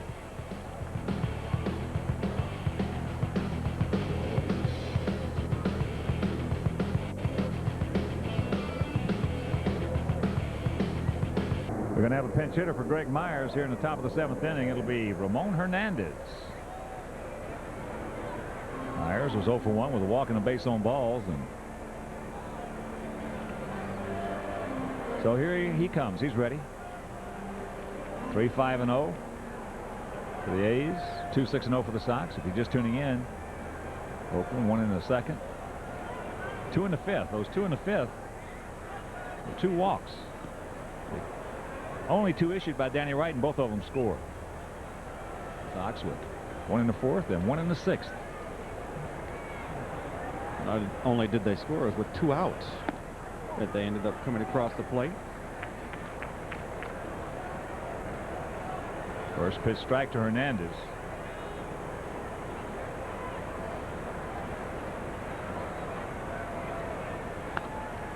Big rip on a breaking ball, and the count 0-2.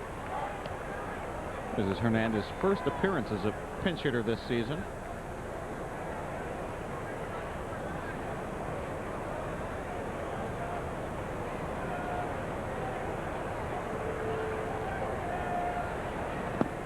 In the dirt. We have some activity now down in the Sox pen. There's Bobby Howry.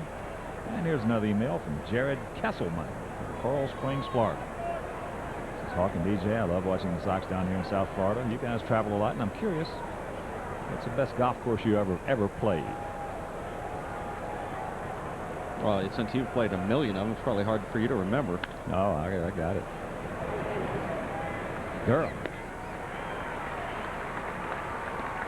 The best that I've played, it's got to be while I was with you.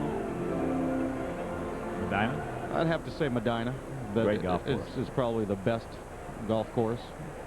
The toughest, of course. But my favorite has been the Reserve at Thunder Hills in Cleveland. Great place. That's my favorite.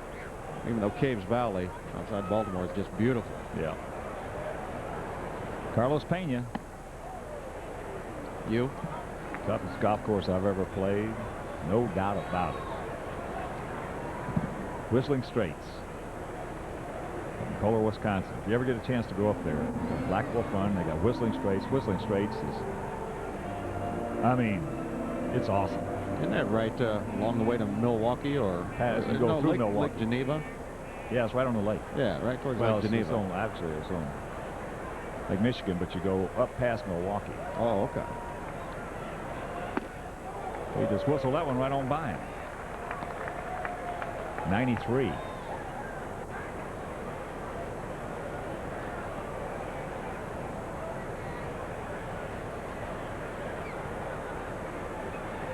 Carlos Payne looks a lot like Johnny Damon facially. Damon's hitting 350 for the Red Sox. Breaking ball. It does not look like Johnny Damon. You're just wrong all day. Gage, all you need is a mirror, you know that? That's all you need. I'm going to get you a mirror for Father's Day. 2-2. Get you a mirror and you'll be happy. Not my fault you're wrong. But he does look just like Carlos Pena. Outfield straight up.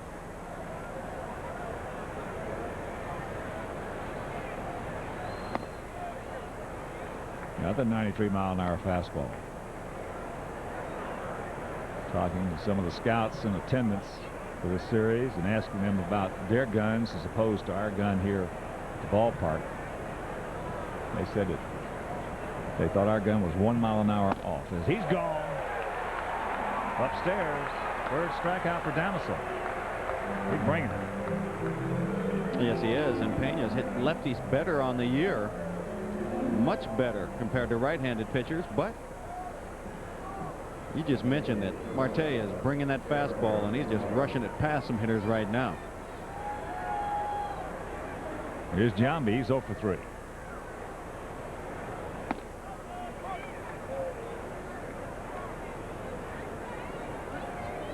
This is the best fastball we've seen Marte have. A good sunny weather brightening him up a bit.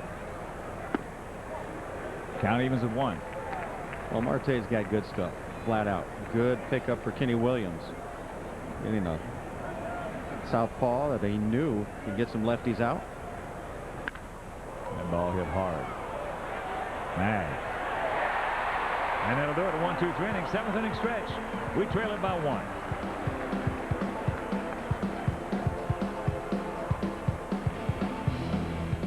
All right, now let's check out our Miller Lite Major League scoreboard. There you see Seattle getting ready to sweep the Yankees. They lead at 10-2. Final 8-2. Anaheim gets back on the winning ways. Up in Canada, 9-2. Cleveland thumping the Rangers. Boston beat Tampa Bay 2-0. Kansas City trailing Baltimore 3-2. 7-2. Tigers. And Jeff Weaver trying to take it to the Twins. Over the National League, 6-4. Philly over Colorado. 5-4. Florida leading the Brewers 4-0. Atlanta shutting out the Cardinals. 5-1 down in Texas. Astros over the Mets. They're just getting underway at Pac Bell. Later on, Montreal at Arizona. Pittsburgh at San Diego, and the Cubs taking on the Dodgers in Los Angeles. A couple of changes for the Athletics. Ramon Hernandez stays in the game and doing the catching. Also, pitching change. Jim Mercier. He's on for the 12th time. Has a 6.35 ERA. Giving up 12 hits and 11 1/3. A couple of home runs, 7 walks, and 6 strikeouts. Mercier, sinker, slider, and a Scroogey change. Got good stuff. So the 31-year-old right-hander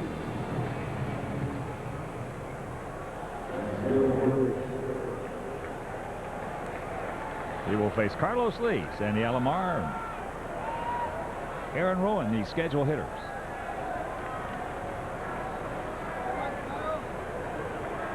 I'm glad Barry Zito's gone.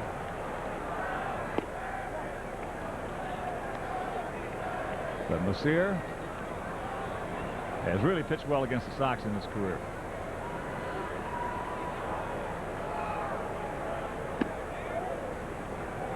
In fact, he owns a career 1.63 ERA coming into this year in 27 innings. Yeah, Mercier's, he's got good stuff. I mean, his numbers right now, the ERA's up, but he's nasty. There's another exploding bat. As a reminder, folks, watch White Sox baseball from one of Comiskey Park's exclusive diamond suites. There's luxurious surroundings and a gourmet menu package for 10, 20, or 35 guests. For details, call 312-674-1000. Here's Sandy. He's 0 for 2. That was a picture of those diamond suites.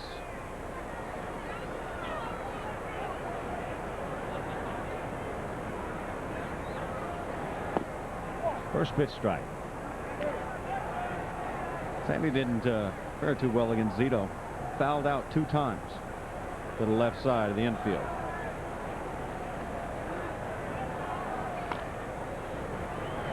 Very quickly 0-2. Well, that's what Mercier has done against us. He has come in the past and he has been 0-1, 0-2, 1-2 on every hitter. The pitching coach's favorite thing to see, a guy come out of the pen throwing strikes.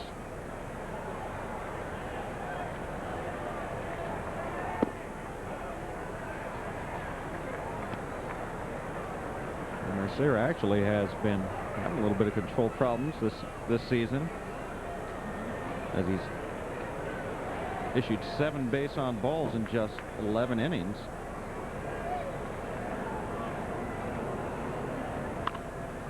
Little chopper right side. Mercier getting over there, right where he should be.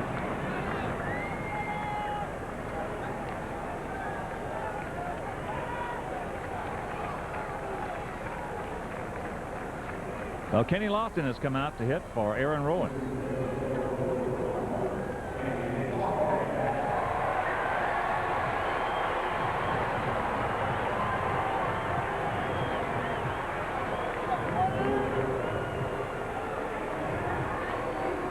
Aaron was 1 for 2. There are the numbers on Kenny. What a job he's done for this club.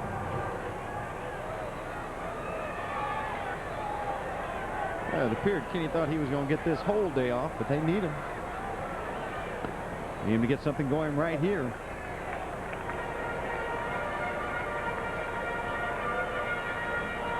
How many pinch hit opportunities in his career? Just 12. My goodness.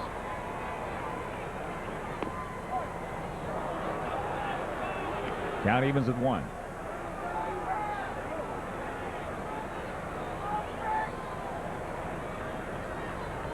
Messier, I believe, does not call that a screwball. Calls it a change, but it's sure, as he comes back with that fastball, 1-2 the count. It sure has the same action as a screwball. You just don't see many screwballs today. No, you know, he may not just turn it over, but his release and everything has it basically having a similar effect as a screwgee.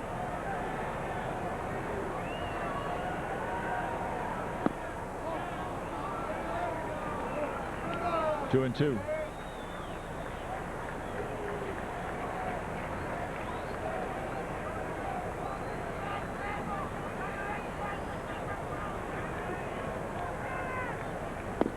And he got him. Aced him with the fastball. We'll go to the 8th. We need 1 to tie.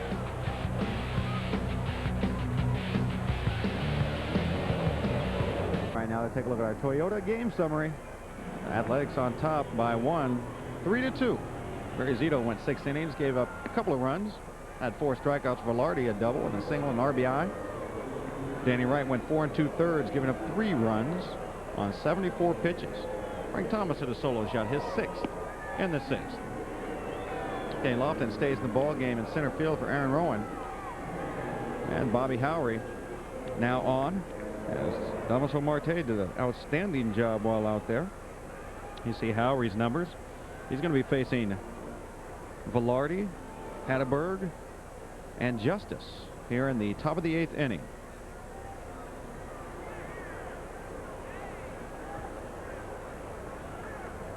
Velarde is 2 for 3, a double and an RBI single.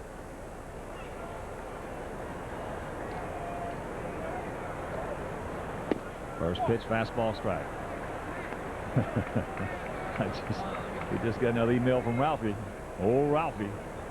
Thanks for reading that on the air, guys. Joe's Corner called. Well, I mean, I got lucky because there's only 5 guys in there. Bill's only $8.50. Now let's go score again. I'll go for another one. All right. I don't know. There might be a mad rush over there right about now. They might be on their way.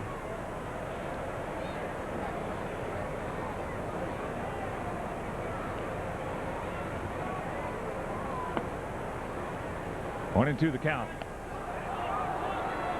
There's some activity down in the Sox pen. Southpaw Mike Porzio.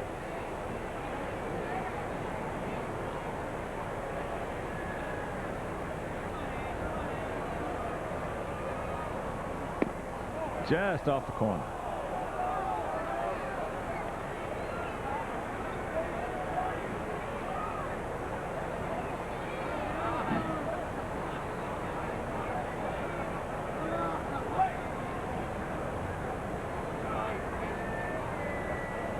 He's gone. Oh, what a job by Damaso Marte. You look at this strikeout of Velarde. Marte in 2 1/3. They 7 guys, retired everybody he saw with 3 strikeouts. He was bringing it. Pretty dominating out there. Scott Hatteberg, 1 for 3 with an RBI. Fastball, strike. Benson Hatteberg has hit in 12 of his last 11 games and reached base in 26 straight. 12 is I'm last sorry. 11 games. 12 of his last 13. Ow. You know, a little jargled up there in the head. Having to talk to you in between innings gets me a little confused.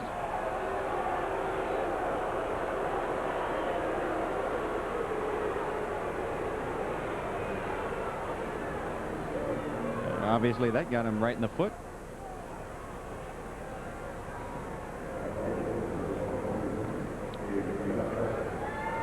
Slider. Blocked out on that. See this angle here. This almost knocked his foot out from underneath him. So here is David Justice, 1 for 3, a homer.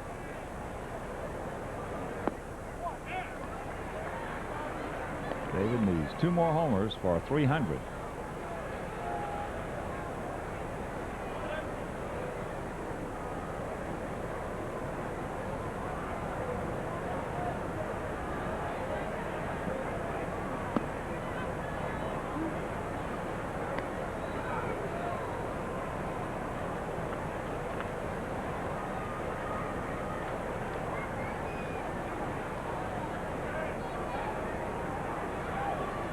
One on, one out. The 1-1 pitch.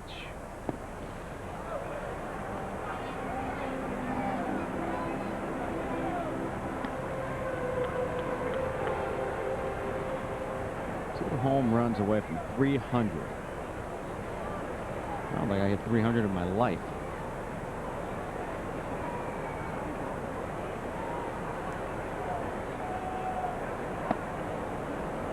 Three and one. With Miguel Tejada on deck.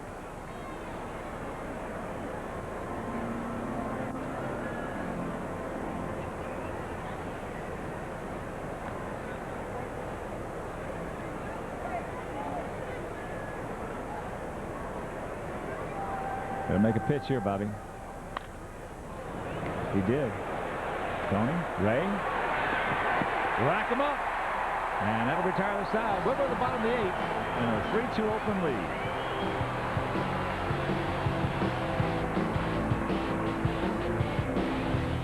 That's the stories you check out our WGN Sports Tale of the Tape. Bottom of the 8th inning. For the Sox, it'll be Royce Clayton, and back to the top of the order, Ray Durham and Tony Graffinino, the scheduled hitters. Take a second. Here's a reminder. Select any 6 games and receive your 7th game for just $1 per ticket with the Sox 7 ticket plan. For information, call 312-674-1000 or visit whitesox.com. Royce is 0 for 2 this afternoon. You just saw that shot of Jerry Manuel. There's an email from Darrell Wilson from Romeoville. Says, in your opinion, how many victories do you think that a good manager is worth to a team in the season? And what managers, past or present, seem to have the most impact on their team's success?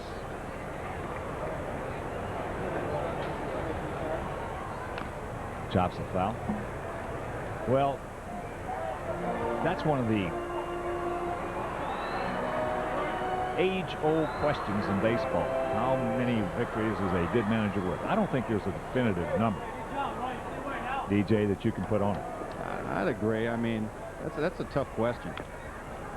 Well, a general consensus opinion that among a lot of people who have not played the game is the fact that they say they put a number on it anywhere from 6 to 10 a year.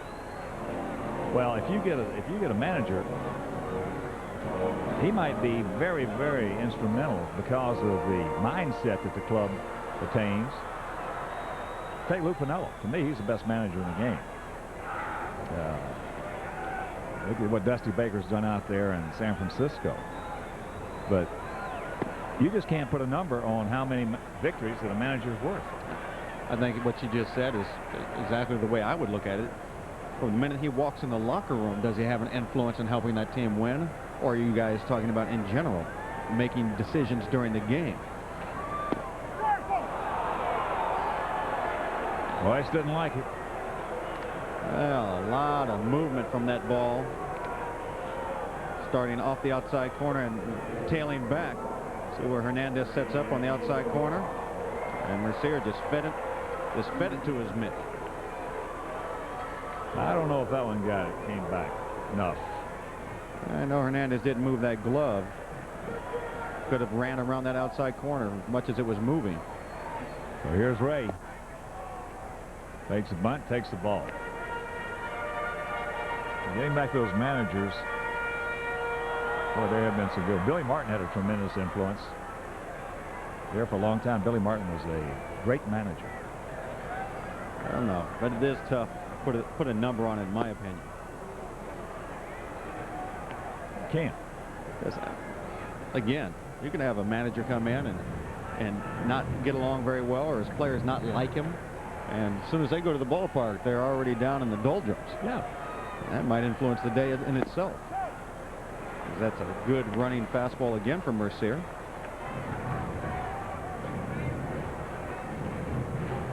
Personally, for me, the most important thing from a manager is the mindset and your communication and how well you get along with your players. That's more important, because you got to start in that locker room before you ever get out on the field.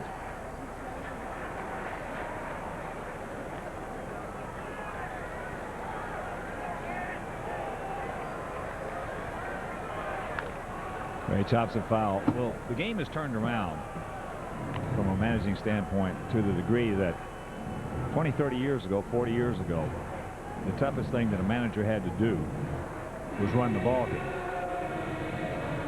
In today's game, the easiest thing that the manager's got to do is run the ball game. And that's that screwball out of play, souvenir left side. And that statement in itself is letting you know how hard it is to be a manager, because managing a big league ball game's not that easy.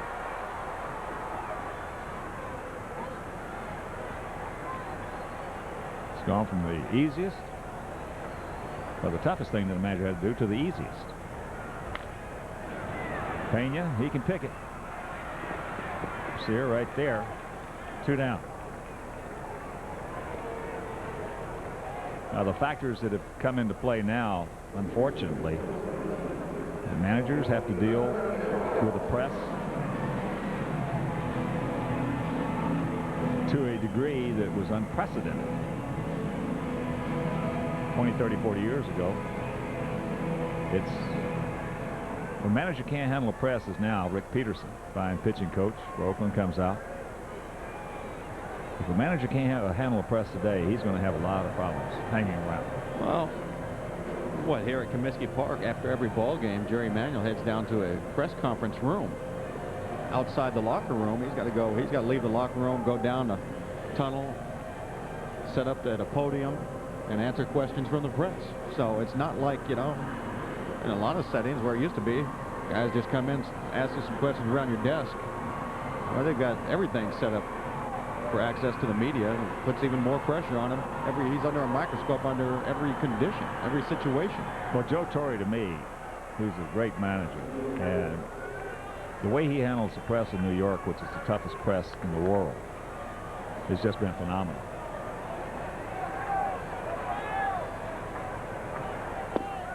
Tony G makes a bunt, takes a strike. You get no argument from me. I was in a Mets uniform in '93 for a while and was around that media, and it wasn't half as bad playing for the Mets as it is for the Yankees. Just like there are some guys that can't play in New York, there's some guys who cannot manage in New York. They just can't handle media enough. That's low, 1-1. Tony's 1 for 3, a single and a run scored. 3-5-0 for the A's, 2-6-0 for the Sox here in the bottom of the 8th inning with 2 gone. Talk about another media pressure place, Boston. There's that Scroogey. Yeah, Boston is not easy.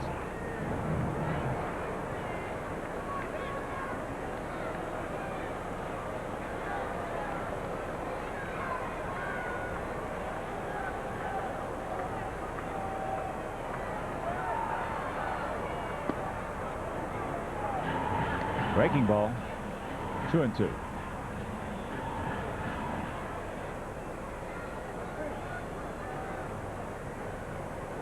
Some rally caps on. Sox have not been in a lot of close ball games this year at all.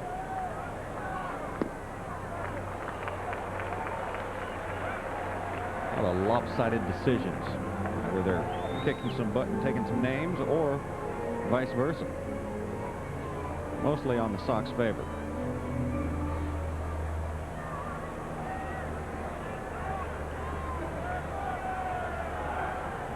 Get on for Big Frank, Tony. That is 6 up, 6 down for Jim Messier. We'll go to the ninth, trailing by 1.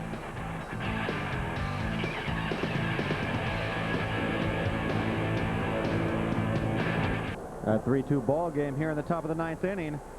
At a pitching change. Keith Falk is on. Hold this ball game right here. You see he's got 6 saves and 7 opportunities. Right here he's trying to pick up a win, and even his record up at 1-1. He's going to be going against Tejada, Chavez, and Long. Miguel Tejada 0 for 3 this afternoon. Takes that breaking ball outside. Bottom of the 7th in Minnesota. Tigers leading the Twins 7-2.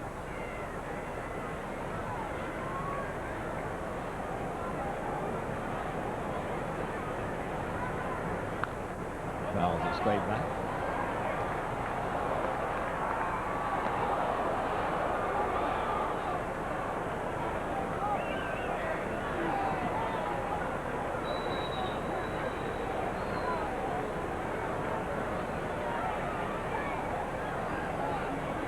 Miguel's is 25 years old. And that's popped back into the seats. Keith Falk mentioned he just 7 save opportunities for him on the season, where he's converted 6 of them. Sox have not had a lot of close ball games for him to get opportunities to pick up saves. He's always worked in some more ball games, but that's all it's been, is work. Staying sharp, trying to at least.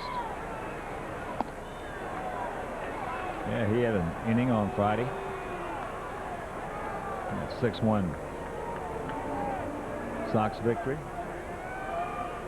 There's not enough close ball games for Keith to get out there, and I'll tell you, he's probably not too disappointed. Foul tipped, and he's gone.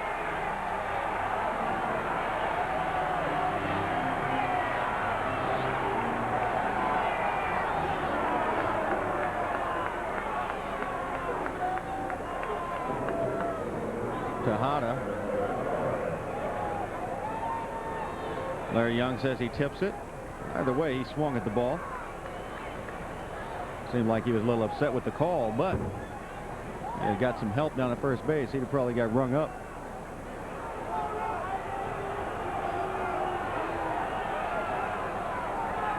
So Eric Chavez. Eric 0 for 3 this afternoon.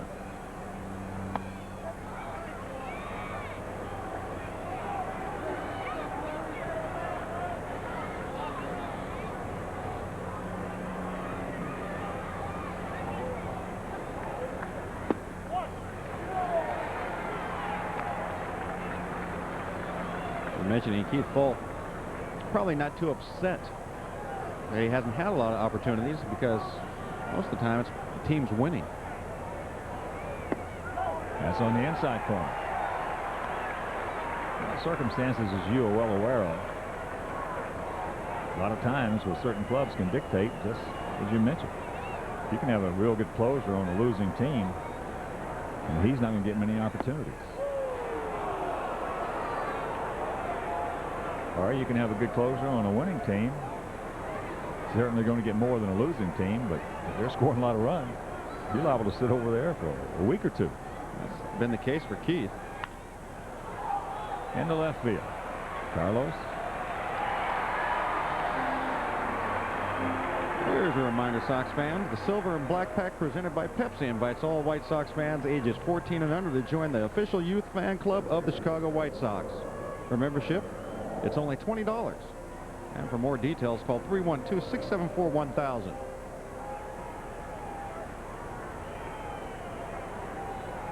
Terrence Long 1 for 3, a double. They're coming back in the second.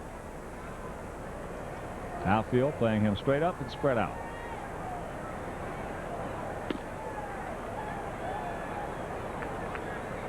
First pitch change.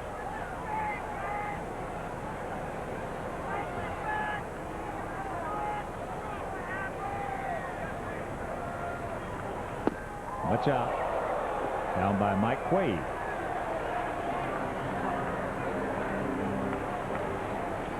We're talking about closers and Keith Fulk. Well, the Sox, they need to put a run on the board or two to keep this game going after the ninth or into the ninth.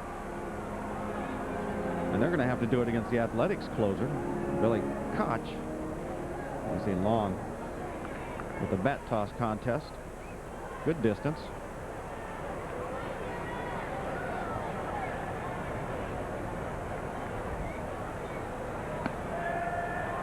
Two and one. Just tuning in, we'll check some scores for you. Seattle swept the Yankees. They beat them today 10-6. 8-2 Angels over the Blue Jays. 9-2 Indians over Texas. Boston shuts out Tampa Bay 2-0. Baltimore, they're over 500 now. Beat Kansas City 3-2, and Minnesota trying to get back in that game against the Tigers. They're hitting in the bottom of the seventh, trailing Detroit 7-5.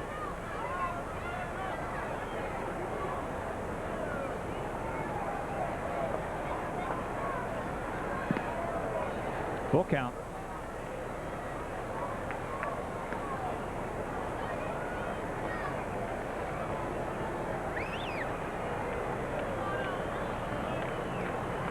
Ramon Hernandez on deck.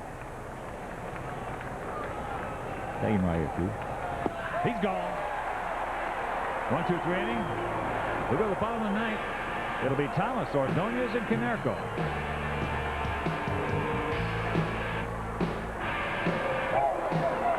It's the bottom of the ninth inning. 3-5-0 for the A's. 2-6-0 for the Sox. And they bring in their closer, 27-year-old right-hander Billy Koch. See, Koch has saved 6 games and 8 opportunities, but opponents only hitting 111 against him on the year. He's got a 2-0 record. 15 strikeouts in just 13 2/3. Only giving up 5 hits and 7 walks.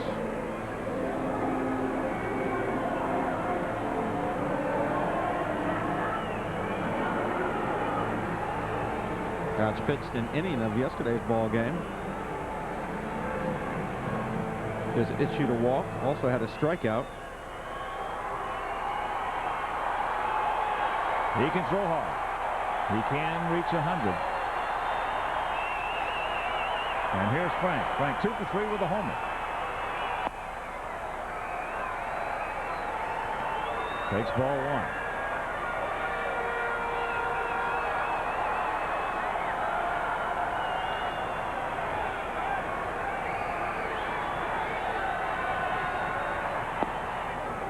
There's a strike.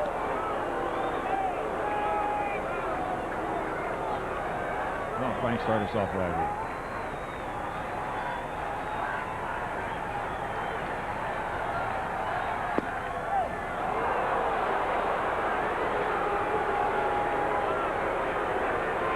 Now we saw in yesterday's game that Koch is not afraid to feature, other than the 100-mile-an-hour or high 90-mile-an-hour fastball, that curve.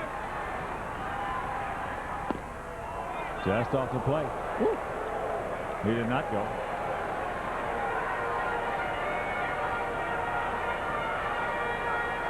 Koch didn't miss by much on that last pitch. Frank stands way off of that plate. Hard for him to reach that outside corner with any authority if it's nailed like that by Koch.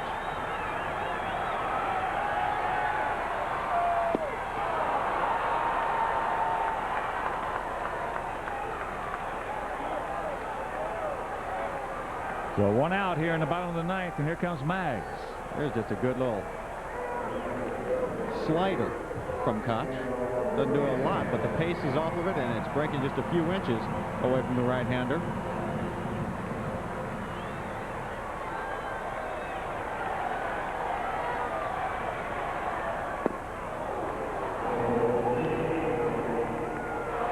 Maggs 0 for 3. slider right there from Koch.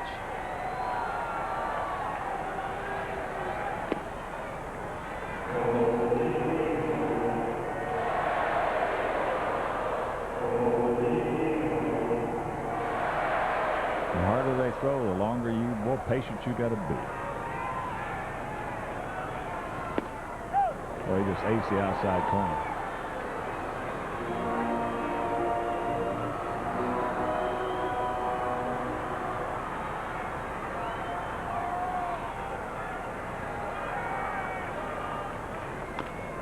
There's a chopper.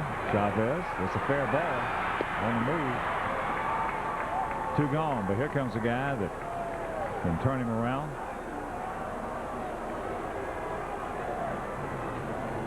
Paul Konerko. Number 14, Paul Konerko.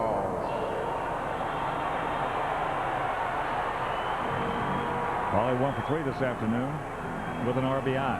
Well, Paulie's got the ability. Is he going to get the pitch?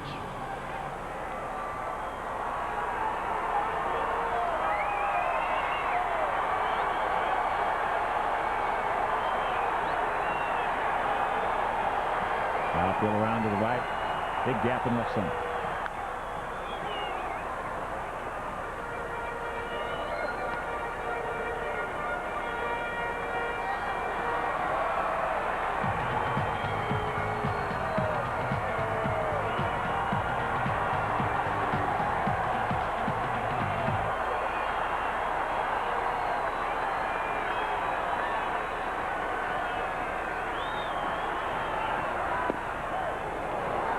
And the count 0-2. They've got to cinch it up and hunker down.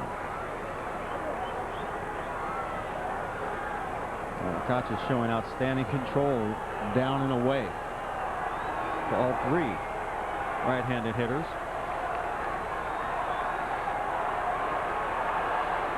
Warned upstairs.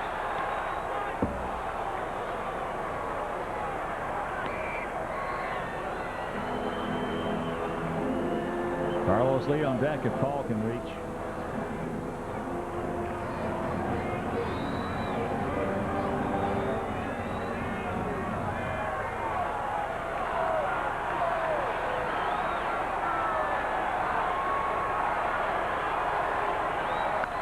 Early shot.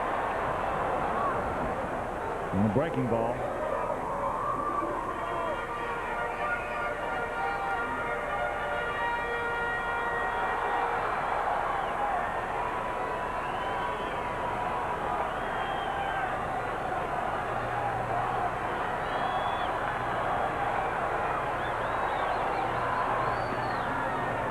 Another breaking pitch, and the count evens at 2.